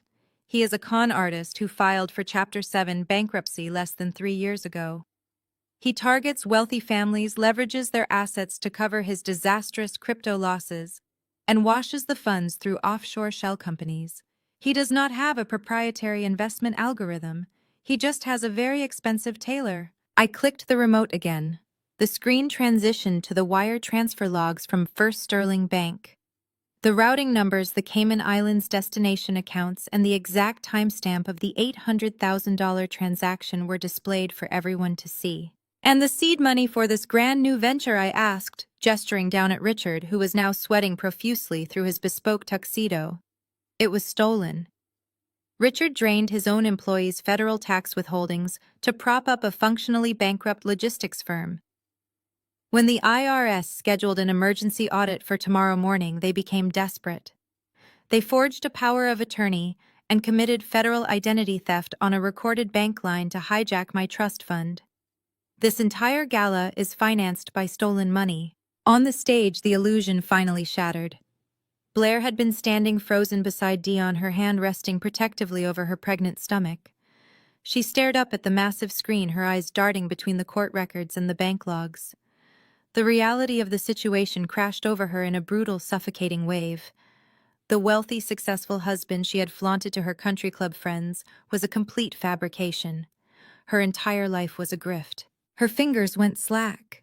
The crystal champagne flute slipped from her grasp, plummeting to the stage and shattering into 100 glittering pieces. The sharp crash echoed loudly through the microphone Deon was still clutching. Blair turned to Deon, her face completely drained of color. Her voice trembled, cracking under the weight of absolute horror. "What kids?" she demanded, stepping away from him as if he were radioactive. "Deon, what kids?" Deon panicked. His smooth, untouchable facade crumbled instantly into raw, desperate terror. He looked at Blair, then out at the sea of wealthy investors who were now backing away from the stage in disgust. He realized the offshore money was tracked. He realized his scam was dead. He realized he was looking at decades in a federal penitentiary. His eyes snapped up to the balcony. The charismatic venture capitalist vanished, replaced by a cornered, violent animal, his face twisted in rage. "You ruined everything!" Deon roared. He hurled the microphone onto the stage and vaulted off the platform. He hit the ballroom floor running, shoving violently past two wealthy investors in his path. He charged toward the spiral staircase leading up to the balcony, his hands balled into tight fists, his eyes locked on me with murderous intent. Patricia screamed. Richard froze. The crowd parted in panic as Deon closed the distance, his heavy footsteps thudding against the marble floor. He did not make it to the stairs. A waiter holding a silver tray of empty champagne glasses suddenly stepped directly into Deon's path. Deon tried to shoulder past him, but the waiter moved with terrifying, calculated speed. He dropped the silver tray with a loud clatter, pivoting his hips and driving his heel directly into the back of Deon's knee. Deon let out a sharp cry as his leg buckled. The waiter grabbed Deon by the collar of his expensive tuxedo and the back of his belt, using the grifter's own forward momentum against him. He slammed Deon face first into the polished marble floor with a bone-rattling impact. Before Deon could even struggle, the waiter drove a knee sharply between Deon's shoulder blades, pinning him securely to the ground. The waiter reached under his white serving jacket, pulled out a heavy pair of steel handcuffs, and locked Deon's wrists together with a sharp metallic click. Undercover FBI agent David Ross looked up from the floor, adjusting his collar as he pinned the struggling con artist beneath his knee. He looked up at me on the balcony and gave a single satisfied nod. I returned the agent's subtle nod from the dark shadows of the AV booth. Down on the ballroom floor, The pristine illusion of high society had entirely evaporated in a matter of seconds. David Ross expertly locked the heavy steel cuffs around Deon's wrists, hauling the sputtering, panicked grifter to his feet. Deon's bespoke tuxedo was suddenly wrinkled, his perfectly styled hair falling wildly into his eyes. He shouted frantic, incoherent threats at the undercover agent, demanding his lawyer and threatening lawsuits, but David simply marched him toward the service exit with unyielding federal authority. The elite crowd of venture capitalists, hedge fund managers, and socialites recoiled in horror. They clutched their crystal champagne flutes to their chests, murmuring in breathless shock as the supposed star of the evening was dragged away in handcuffs. I did not stay in the safety of the control room. I had not meticulously orchestrated this entire operation just to hide behind a tinted pane of glass while the empire fell. I stepped out of the booth and walked toward the grand sweeping staircase that descended directly into the center of the ballroom. I kept the wireless microphone gripped loosely in my right hand and the presentation remote in my left. As my heels clicked rhythmically against the marble steps, the crimson silk of my gown caught the overhead chandelier lighting. Heads began to turn. The frantic whispers shifted from Deon's arrest to my sudden commanding arrival. The wealthy attendees parted from me like the Red Sea, their eyes wide with greedy, insatiable curiosity. Richard saw me immediately. The violent arrest of his golden boy son-in-law had temporarily paralyzed his cognitive functions, but the sight of me gracefully descending the stairs ignited a primal, unhinged fury. I was wearing a dress he had not approved, wielding an authority he had explicitly forbidden, and standing at the absolute epicenter of his public destruction. The veins in his neck bulged visibly against his starched white collar. His face flushed a deep mottled shade of purple. The polished, untouchable titan of industry vanished completely, replaced by a desperate, cornered tyrant watching his carefully curated world burn to ash. He stormed through the crowd, completely abandoning his carefully curated optics. He shoved violently past the CEO of a major Midwest shipping conglomerate, nearly knocking the older man into a towering swan ice sculpture. He barged blindly through a tight circle of real estate developers he had been aggressively courting all evening, ignoring their indignant protests and spilled drinks. He did not care about his elite connections anymore. He only cared about reasserting his dominance over me. He closed the distance between us just as I stepped off the final marble stair and onto the ballroom floor. "You vindictive, jealous failure," Richard roared. His voice cracked with unfiltered rage, echoing loudly across the silent, cavernous room. He did not care that hundreds of Chicago's wealthiest elites were watching his meltdown. He did not care that his business reputation was bleeding out on the floor. "You are ruining this family." He lunged forward, raising his right hand high above his head. He pulled his arm back, intending to deliver a punishing, open-handed strike directly across my face. It was the exact same disciplinary motion my mother had used in the sunroom days ago. He fully intended to physically strike his disobedient daughter in the middle of a five-star hotel, desperately trying to humiliate me back into silent submission. He never made contact. I did not flinch. I did not step back or cower. I shot my left hand up and caught his wrist mid-air. The loud smack of my palm against his forearm echoed through the room. My grip was absolute iron. The sheer force of my block sent a physical shockwave up his arm, stopping his violent momentum dead in its tracks. Richard gasped, his eyes widening in profound, paralyzing shock. He pulled against my grip, but I held his wrist suspended between us, refusing to yield a single inch. For 34 years I had absorbed his verbal abuse, his financial manipulation, and his crushing expectations. But today the physical intimidation ended forever. I looked him dead in the eye, raised the microphone to my lips, and spoke. "You want to talk about ruining the family, Dad?" I asked, my voice deadly calm. The audio system amplified my words, projecting them perfectly to every corner of the silent ballroom. "Let us talk about your logistics company." I released his wrist, shoving his arm back toward his chest, with a look of pure, unadulterated disgust. Richard stumbled backward, his polished leather shoes slipping slightly on the marble floor. He suddenly became hyper-aware of the hundreds of eyes boring into him. Patricia was weeping near the open bar, her socialite facade utterly destroyed, but Richard could only stare at me in escalating panic. "You spent your entire life telling these people I was a glorified bookkeeper." I continued pacing slowly across the floor, commanding the room. "You told them I lacked the killer instinct for real business. But my boring little numbers just dismantled your entire life. You thought you could use Deon's fake venture capital fund to wash your dirty money.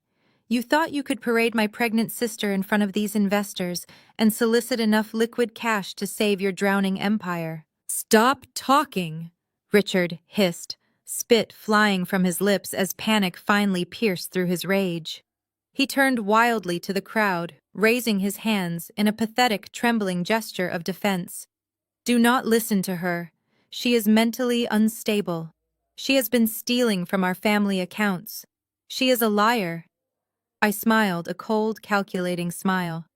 I did not bother arguing with his desperate, pathetic lies. I simply raised my left hand and clicked the presentation remote. Behind us, the massive LED screen flickered. Deon's humiliating net worth vanished. In its place, two highly classified documents appeared side by side in glaring high-definition text. On the left was the official Internal Revenue Service emergency audit notice, explicitly detailing 14 months of stolen employee payroll taxes, complete with routing numbers tracing directly to Richard's personal accounts. On the right was the voluntary transfer consent form displaying the fake notary stamp and my intentionally botched left-handed signature. I turned back to Richard. The blood completely drained from his face as he stared at his own financial death warrant projected for the entire city to see. The wealthy crowd of elite investors leaned in, reading the unredacted federal evidence. The shipping CEO pointed at the IRS seal, whispering harshly to his board members. The realization swept through the ballroom like a physical shockwave. Richard Wilson was not a titan of industry. He was functionally bankrupt, facing a federal indictment and going to prison. The realization swept through the ballroom like a physical shockwave. Then the absolute chaos erupted. The polite decorum of the Grand Langham vanished in a single heartbeat. The shipping CEO, who had been laughing with my father moments ago, thrust a furious finger into Richard's chest, his face red with sudden terrifying comprehension. He demanded to know exactly where the capital from his most recent shipping contract had gone. The circle of real estate developers who had been eagerly discussing joint ventures began shouting over each other, demanding their escrow deposits back immediately. The wealthy investors who had been writing checks to Deon's fictitious venture capital fund just an hour prior surged forward, their eyes wild with panic and rage, realizing their millions were currently dissolving in offshore accounts. The deafening roar of betrayed billionaires filled the cavernous space. Richard stumbled backward against the edge of the stage, his hands raised in a futile attempt to fend off the barrage of accusations. He opened his mouth to speak, to offer some smooth corporate lie, but the sheer volume of the angry crowd drowned him out completely. He was trapped, a rat backed into a corner by the very predators he had tried to swindle. Patricia could not handle the destruction of her social standing. Seeing the elite society she worshipped turning on her husband with such feral aggression triggered a complete theatrical breakdown. She dropped to her knees right there on the polished marble floor, the heavy beadwork of her custom designer gown scraping against the stone. She threw her hands over her face and began to wail. It was a spectacular, dramatic display of manufactured victimhood designed to draw sympathy from the circling sharks. "She is lying!" Patricia screamed, pulling her hands away to reveal a face streaked with tears and ruined mascara. She pointed a trembling finger at me, her voice shrill and hysterical. "She hacked us. Look at her. She is a jealous, unstable girl who has always hated this family. She fabricated those documents on her computer. It is a deepfake. She is trying to destroy her own father because she is sick in the head. Someone call the police on her." The crowd hesitated for a fraction of a second, the sheer desperation in my mother's wailing causing a ripple of uncertainty. In the world of extreme wealth, cyber attacks and corporate espionage were genuine fears. A few investors glanced up at the screen, then back to Patricia weeping on the floor, momentarily unsure of which narrative to believe. I did not raise my voice. I did not engage in a shouting match with a woman putting on a desperate performance. I simply lifted the microphone and let my voice cut through the ambient noise of the ballroom with absolute chilling calm. "Documents can be forged," I said, staring directly down at my mother. "You and Richard proved that when you stole my identity, but some things are much harder to fake, especially when you speak them aloud in the privacy of your own home." I raised my left hand and pressed the final button on my presentation remote. Up in the AV booth, the terrified technician had followed my preset command cue perfectly.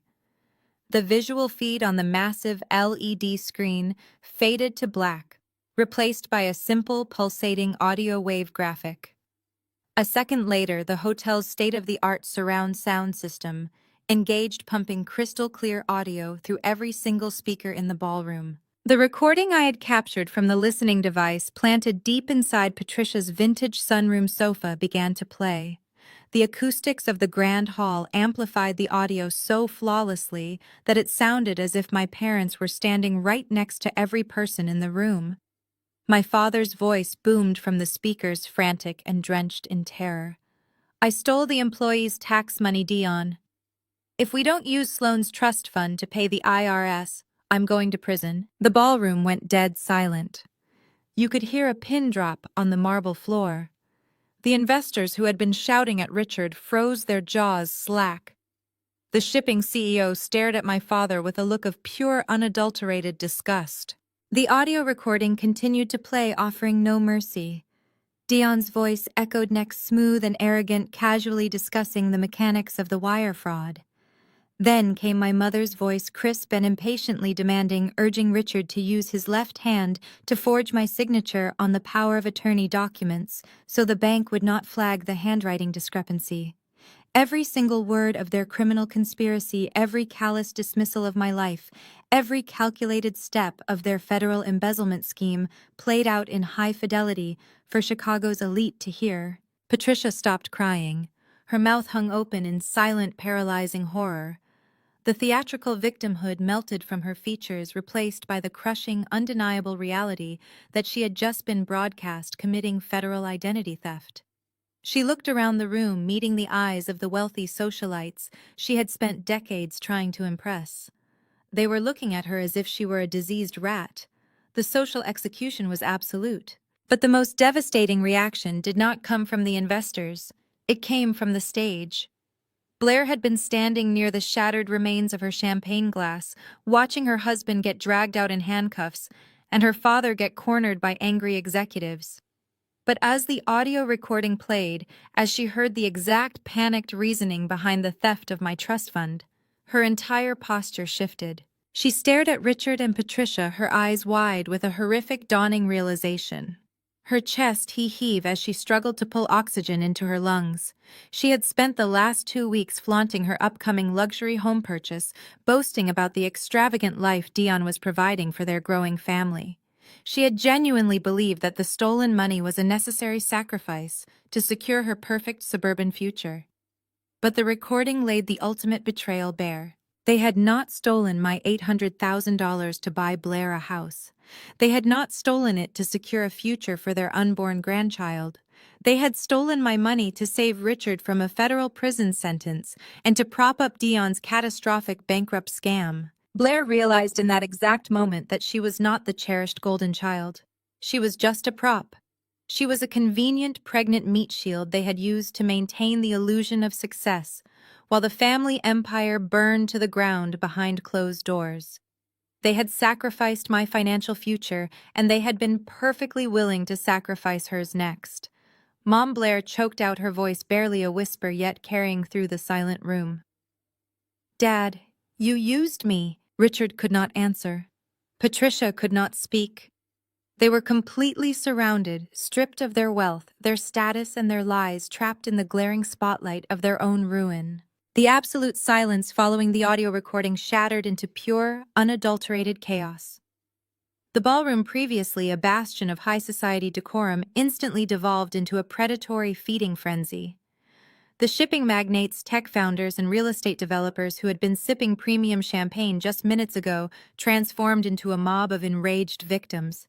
They realized their investments were funding a criminal defense and a grifter's escape plan. The collective fury was deafening. Investors surged toward the stage, their faces flushed with rage, screaming demands for their money. Men in bespoke tuxedos clawed at each other to get to Richard, hurling accusations and threats of immediate litigation. Patricia remained paralyzed on the marble floor, sobbing uncontrollably as her elite social circle stepped over her, entirely ignoring her manufactured distress. She was no longer the matriarch of a logistics empire. She was the architect of her own social execution. On the stage, the situation violently escalated. Undercover FBI agent David Ross had Deon pinned, but the surging crowd momentarily distracted him. A furious hedge fund manager lunged at the stage, accidentally colliding with David's shoulder.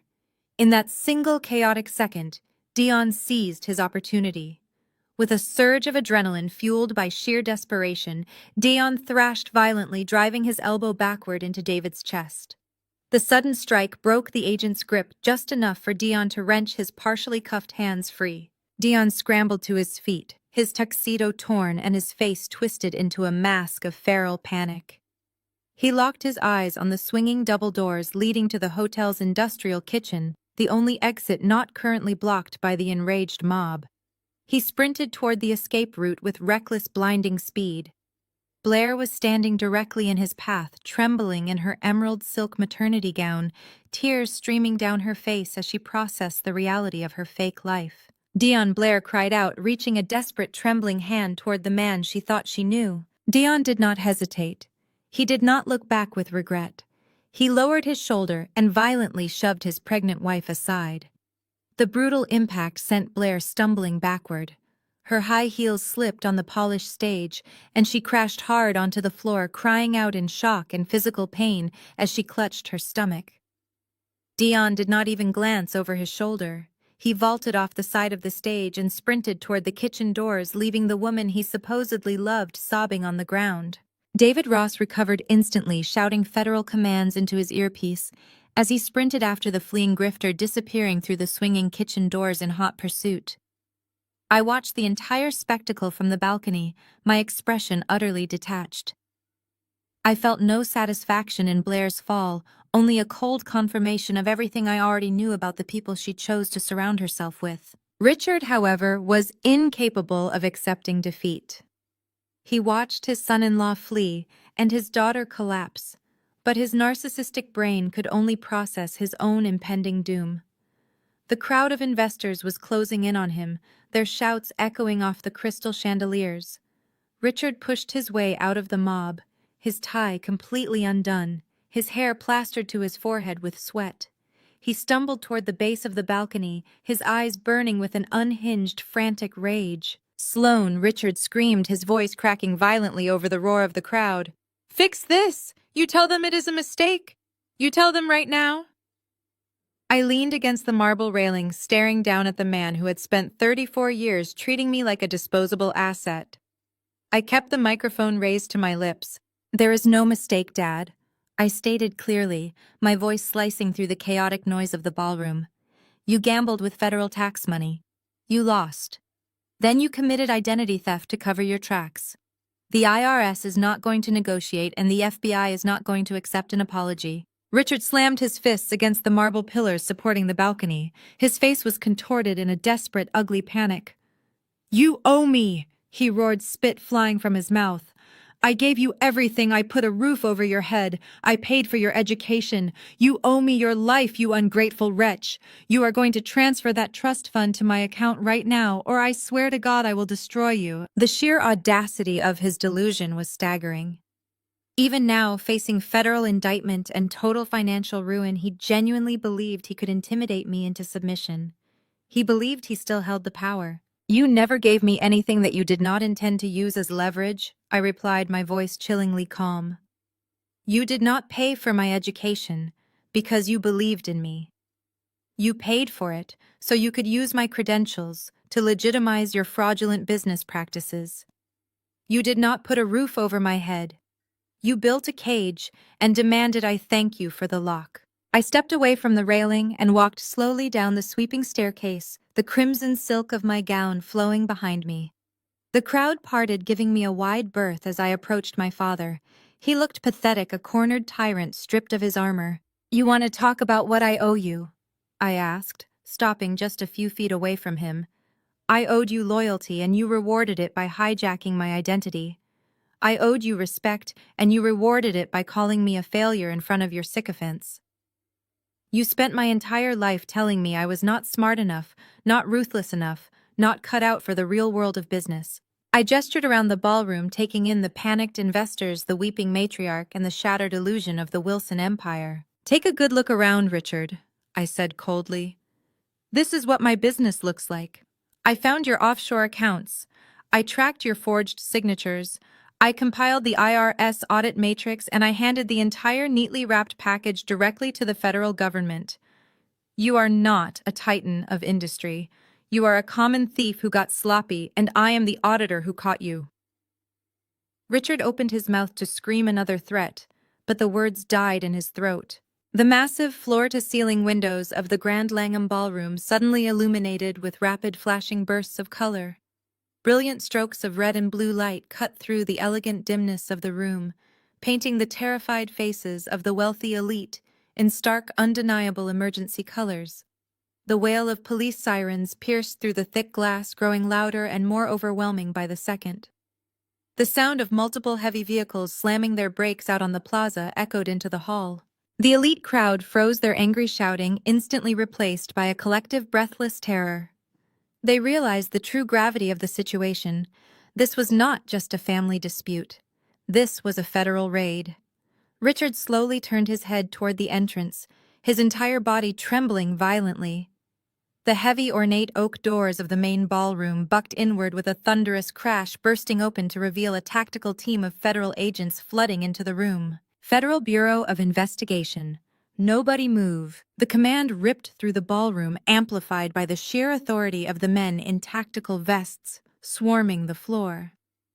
The live jazz music had long since died, replaced now by the sharp, authoritative bark of law enforcement and the heavy thud of combat boots against imported Italian marble. The elite investors, men and women who possessed the kind of wealth that usually bought them immunity from the uglier sides of life, scrambled backward in absolute terror.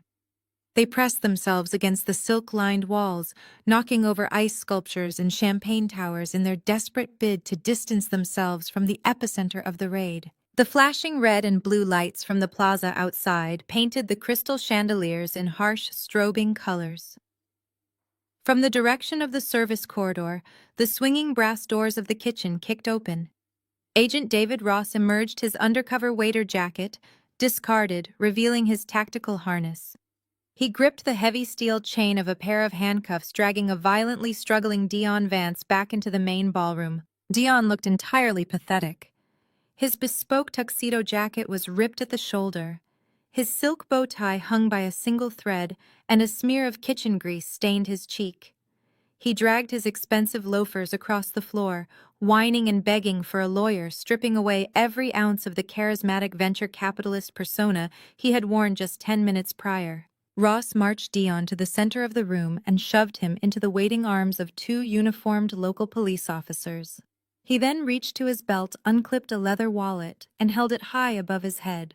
The gold shield caught the strobe lights perfectly. "I am Special Agent David Ross with the FBI Financial Crimes Division," he announced, his voice carrying effortlessly without a microphone. "This venue is currently under federal lockdown. Anyone not named in our warrants is free to leave provided you show your identification at the perimeter checkpoints." A collective sigh of relief washed over the wealthy bystanders, followed instantly by a panicked, frantic stampede toward the exits. They could not abandon the sinking ship fast enough. Richard watched his entire network of high society lifelines evaporate in seconds.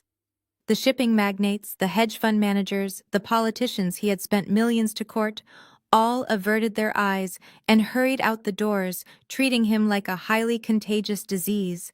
He spun around wildly, his eyes wide and bloodshot, searching for any possible avenue of escape.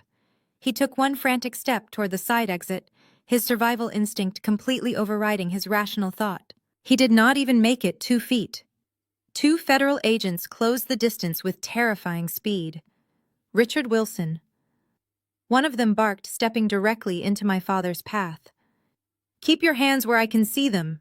Richard threw his hands up, but his arrogance still demanded a voice. "You cannot do this!" he shrieked, his voice cracking hysterically. "Do you have any idea who I am? I own the largest logistics firm in the Midwest. I have the mayor on speed dial." This is a massive misunderstanding. The agents did not hesitate. They grabbed Richard by the shoulders, spun him around roughly, and slammed him face first onto a high-top cocktail table. The impact sent a dozen crystal martini glasses crashing to the marble floor in a shower of sharp fragments. Richard let out a breathless, muffled grunt as the cold steel of the handcuffs clamped down hard around his wrists. "Richard Wilson, you are under arrest for federal wire fraud, aggravated identity theft, and felony tax evasion." The senior agent stated, his voice a flat, mechanical drone that sliced through my father's desperate sobbing. "You have the right to remain silent. Anything you say can and will be used against you in a court of law. You have the right to an attorney."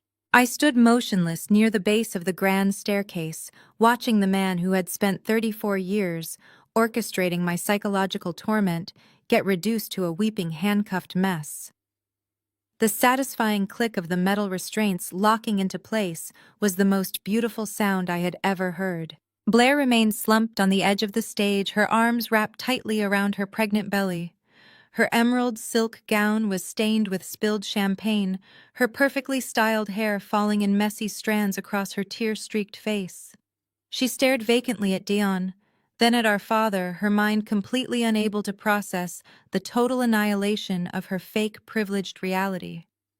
The golden child was finally experiencing the consequences her parents had spent her entire life shielding her from. But Patricia's reaction was an entirely different breed of desperation. My mother had watched her husband get pinned to a table. She had watched her son-in-law get dragged out of a kitchen like a common thief. She had watched the elite social circles she worshipped vanish out the doors. The massive mansion, the country club memberships, the designer clothes, they were all gone. She was staring down the barrel of total destitution and probable prison time. Her survival instinct kicked in, stripped of all pride and all vanity. Patricia dropped to her hands and knees. The heavy hand-sewn beads of her custom couture gown ripped and scattered across the marble floor as she frantically crawled across the room toward me. She ignored the federal agents securing the perimeter. She ignored the flashing police lights. She scrambled over the broken glass and spilled liquor, her hands reaching out blindly until she reached my feet. She grabbed the bottom hem of my crimson silk dress, clutching the fabric in her fists with white-knuckled desperation. She yanked on the material, forcing me to look down at her. Her face was unrecognizable, twisted in a grotesque mask of pure terror. "Please, Sloane." Patricia screamed, her voice tearing at her vocal cords. She buried her face into the fabric of my gown, weeping hysterically. "She is your sister. Look at Blair. She is pregnant. Save us, Sloane." I looked down at the woman gripping my dress. I looked at the hands that had once slapped me for achieving higher grades than my sister. I looked at the face that had sneered at me in the sunroom just days ago, calling me a spiteful, bitter disappointment. She was using Blair's pregnancy as a final, desperate shield, weaponizing the very concept of family she had spent decades actively destroying. I felt absolutely nothing. No pity, no remorse, no lingering sense of daughterly obligation. The cage was finally open. I reached down and gripped Patricia's wrists. I did not pull away gently. I pried her fingers off my dress with rigid, unyielding force, dropping her hands back onto the cold marble floor. I looked directly into her terrified, weeping eyes, letting the absolute finality of my next words sink deep into her soul. I had to step in. "Mom," I said smoothly, echoing Richard's exact justification from the day they stole my future. "Justice comes first." I stepped back, pulling my dress away from her grasp. I turned on my heel and walked toward the exit, leaving them to the federal authorities and the ruins of their own making. The crisp morning air of downtown Chicago felt entirely different the next day. I sat in a stark windowless conference room inside the FBI field office, the fluorescent lights buzzing faintly overhead. The sterile metallic environment was a harsh contrast to the silk and marble of the Grand Langham Ballroom, but to me it felt like absolute paradise. Agent David Ross sat across from me, sliding a thick stack of printed documents across the steel table. This was the formal affidavit. It contained every meticulously documented piece of evidence I had gathered over the past few weeks. It held the bank routing numbers, the digital footprints, the recorded audio transcripts, and the undeniable proof of the forged power of attorney. I picked up the heavy black pen and signed my name on the final page. I did not forge it with my left hand this time. I used my right hand, applying firm, deliberate pressure, sealing the fate of the Wilson Empire forever. Ross gathered the paperwork, tapping the edges against the table to align them perfectly. "We have Deon in holding," he stated, his tone strictly professional. "He gave up your parents the second we offered him a plea deal on the wire fraud charges. Patricia is currently sitting in interview room 3, refusing to speak without her lawyer, though her socialite friends are already giving statements to distance themselves from her." "And Richard?" I asked, my voice completely steady. Ross gestured towards the heavy metal door leading to the secure wing. "He is in interrogation room 4. We are about to begin the formal questioning. You have observation clearance if you want it." I stood up immediately, smoothing the front of my tailored blazer. "Lead the way." Ross guided me down a narrow corridor lined with reinforced doors and keycard scanners. We stepped into a small, dark observation room. Through the expanse of two-way glass, I saw my father. The polished, untouchable titan of industry was completely gone. Richard sat slumped in a bolted metal chair. He was still wearing the wrinkled, sweat-stained white dress shirt from the night before. He had been stripped of his silk tie, his leather belt, and his shoelaces. His expensive tailoring looked utterly pathetic in the harsh, unforgiving glare of the interrogation lights. His face was gray, his skin sagging, and his eyes were sunken and bloodshot from a night spent in a federal holding cell. He looked exactly like what he was, a desperate, broken old man who had finally run out of lies. An investigating FBI agent stepped into the room, dropping a thick file onto the metal table in front of him. Richard flinched violently at the sound. He looked up, his eyes darting frantically around the small cinder-block room before locking directly onto the dark mirror. He could not see me, but the animal instinct of a cornered predator told him exactly who was standing on the other side. "Sloane!" Richard shouted, his voice hoarse and trembling. He lunged forward against the table, his chained wrists rattling loudly against the metal ring bolted to the surface. "I know you are back there, please." He did not unleash the furious, unhinged rage from the ballroom. He pivoted seamlessly to a completely different tactic. The tyrant vanished instantly, replaced by a weeping, broken victim. Tears streamed down his cheeks, a pathetic display of manufactured remorse designed to elicit sympathy. "I am sorry," he cried, his voice breaking into a loud, wet sob. "I was desperate, Sloane. The business was failing. I was going to lose everything I built. I never meant to hurt you. You have to believe me. Please drop the charges. Tell them it was a family misunderstanding. I will give you anything you want. I will make you a full partner. I will finally be the father you deserve. I promise." I stared at him through the thick glass. For a fraction of a second, I imagined what the 20-year-old version of myself would have done. The girl who had desperately craved his approval might have felt a twinge of pity.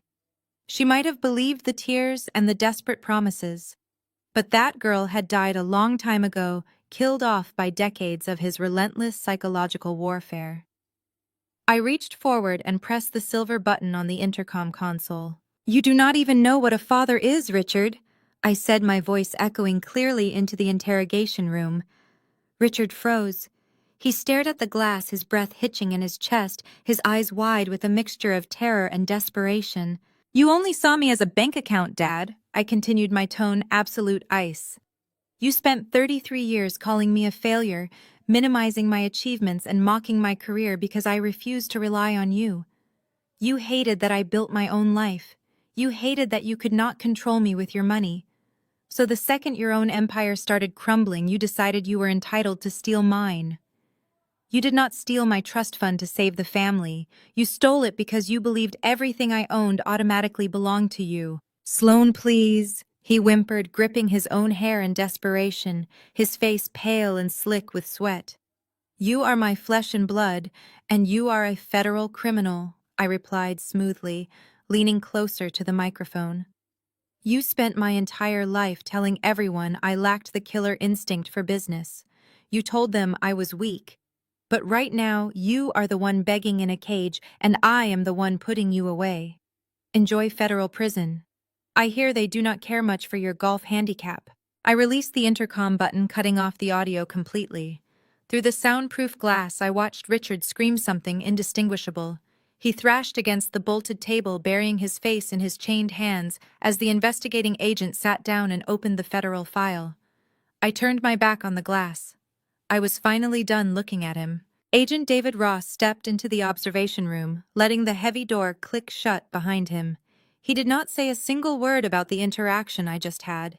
He simply held out a sleek black tablet, his face breaking into a rare, genuine smile. We tracked the routing numbers you provided, Ross said, tapping the screen. Deon and Richard tried to wash the funds through 3 different shell companies in the Cayman Islands, but your digital trail gave our cyber division the exact timestamps they needed. The international wire has been successfully intercepted by federal authorities. I took the tablet from his hands. The screen displayed a secure federal banking portal. I watched as the pending transfer cleared the final authentication check. The $800,000 plus an additional sum seized directly from Richard's remaining liquid assets to cover damages and legal fees registered instantly. My newly secured untouchable account balance glowed in bright green text. The money was back. The empire was dismantled. I handed the tablet back to Ross, completely free. Exactly 1 week later, the federal government moved with a swift, merciless precision that Chicago high society would whisper about for decades. The Internal Revenue Service Asset Forfeiture Division did not care about the Wilson family legacy or Patricia's meticulously curated reputation. They cared exclusively about the 14 months of stolen payroll taxes and the extensive network of fraudulent wire transfers. The corporate headquarters of Richard's logistics firm was raided and padlocked by Tuesday morning. By Thursday, the federal marshals arrived at the sprawling suburban estate. Patricia had been forced to stand on the manicured front lawn in her silk morning robe, watching helplessly as government agents changed the locks on her custom wrought iron doors. Every bank account, every investment portfolio, and every hidden asset tied to Richard's name was frozen and seized to pay back the millions he owed. My mother tried to call her country club friends, desperately seeking a place to stay, but her calls went straight to voicemail. The social execution was absolute. The women who had air-kissed her cheeks and drank her expensive wine just days ago now treated her like a highly contagious disease. With no access to cash and their credit cards immediately declined. Patricia and Blair were forced to pack whatever clothes they could fit into a few rolling suitcases and leave the affluent suburbs behind forever. They ended up in a cheap, rundown motel located right off Interstate 55, a place where the neon vacancy sign flickered aggressively through the thin, stained curtains of their room. The squalor of their new reality was a brutal sensory shock. The tiny motel room smelled strongly of mildew, stale bleach, and decades of old cigarette smoke. The patterned carpet was sticky and worn thin near the bathroom door. Patricia could not cope with the loss of her kingdom. She simply collapsed onto the lumpy, squeaking mattress, refusing to unpack or even speak. She lay there for hours, staring blankly at the water stains on the ceiling, clutching a useless designer handbag against her chest, as if it could somehow protect her from the absolute destitution she had brought upon herself. She was a hollow shell of the domineering matriarch who had spent my entire life dictating my worth. Blair had it much worse. The golden child was finally experiencing the crushing weight of the real world, completely stripped of her protective bubble. Deon was sitting in a federal holding cell at the Metropolitan Correctional Center, having been denied bail as an extreme flight risk. His fake venture capital fund was completely dismantled, and the authorities had already seized the deposit on the luxury home Blair had spent weeks bragging about. She was facing impending single motherhood, with zero assets, a husband facing decades in federal prison, and a father in the exact same predicament. She paced the cramped motel room in a wrinkled emerald maternity dress, the heavy reality of her absolute helplessness slowly suffocating her. The breaking point arrived when Blair realized they had not eaten in 24 hours. Patricia refused to move, leaving Blair to walk to a cheap discount grocery store half a mile down the highway. She filled a plastic basket with cheap bread, peanut butter, and generic prenatal vitamins. When she reached the checkout counter, the cashier swiped her platinum card, only to hand it back with a look of bored pity. Declined. She tried a second card, then a third. All declined. Blair was forced to abandon the groceries on the counter and walk out of the store, empty-handed, the humiliation burning hot in her chest. She sat down on the filthy concrete curb outside the strip mall, the roar of highway traffic rushing past her, and finally broke down. She pulled out her phone, her hands trembling violently. She had no husband to save her. She had no father to write a check. She only had the sister she had spent a lifetime mocking. Miles away from the grime of Interstate 55, I was sitting comfortably in the spacious back seat of a luxury town car. The leather was pristine, the climate control perfectly calibrated, and the city skyline drifted smoothly past my tinted window. I had just left a meeting with a top-tier wealth management firm. My recovered trust fund, bolstered by the massive penalty settlements seized from Richard's estate, was now securely diversified across a series of untouchable, ironclad investments. I was completely autonomous. I was no longer the family scapegoat or the financial safety net. I was simply a woman who had meticulously reclaimed her life. My phone vibrated softly against the leather seat. I picked it up and saw Blair's name flashing on the screen. The preview of the text message told me everything I needed to know about her current state of misery. I opened the message, my expression entirely detached. "Please," the text read. "I am sitting outside a grocery store and my cards will not work. I have nothing. Deon is gone. Dad is gone. Mom will not get out of bed. I am so hungry, Sloane. I am sorry for everything. I am so sorry. Please, I need grocery money." I stared at the glowing words on the screen. I thought about the day in the sunroom when she laughed at me while Patricia demanded I sign away my future. I thought about the smug, entitled smile she wore while flaunting the wealth she stole from my name. I felt no pity. I felt no obligation. The ties of blood had been severed the moment they forged my signature. I tapped the screen and opened the keyboard. My fingers flew across the glass with cool, calculated precision. I typed my response, feeling the final, satisfying click of closure fall perfectly into place. "Ask Mom to forge you a check." I hit send. Then I pressed block. I dropped my phone into my leather handbag, letting the soft thud signal the absolute end of a 34-year nightmare. As the luxury town car glided smoothly through the bustling Chicago streets, I leaned back against the plush headrest and exhaled. For the first time in my entire existence, the air filling my lungs felt entirely my own. There were no more impossible expectations to fail, no more conditional approvals to desperately chase, and absolutely no more wolves disguised as family members, waiting in the shadows to tear me apart. The scapegoat was dead. I had burned her alive the moment I walked out of that grand ballroom, leaving the ashes for them to choke on. 3 months later, the heavy mahogany door to my office clicked shut, sealing out the frantic midday hum of the investigative floor. I walked across the pristine carpet of my new expansive corner office, the heels of my designer pumps sinking slightly into the rich imported fabric. The gold-plated nameplate bolted to the wall outside my door read, "Sloane Wilson, Senior Director of Fraud Investigation." The firm had not just recognized my unprecedented single-handed takedown of a massive international wire fraud syndicate. They had essentially built an entire elite division around my specific skill set. The floor-to-ceiling windows offered a breathtaking, unobstructed panoramic view of the Chicago skyline. The steel and glass skyscrapers pierced the crisp blue sky, forming a concrete jungle I had thoroughly conquered. I ran my fingers along the edge of my massive glass desk, feeling the cool, solid reality of my success.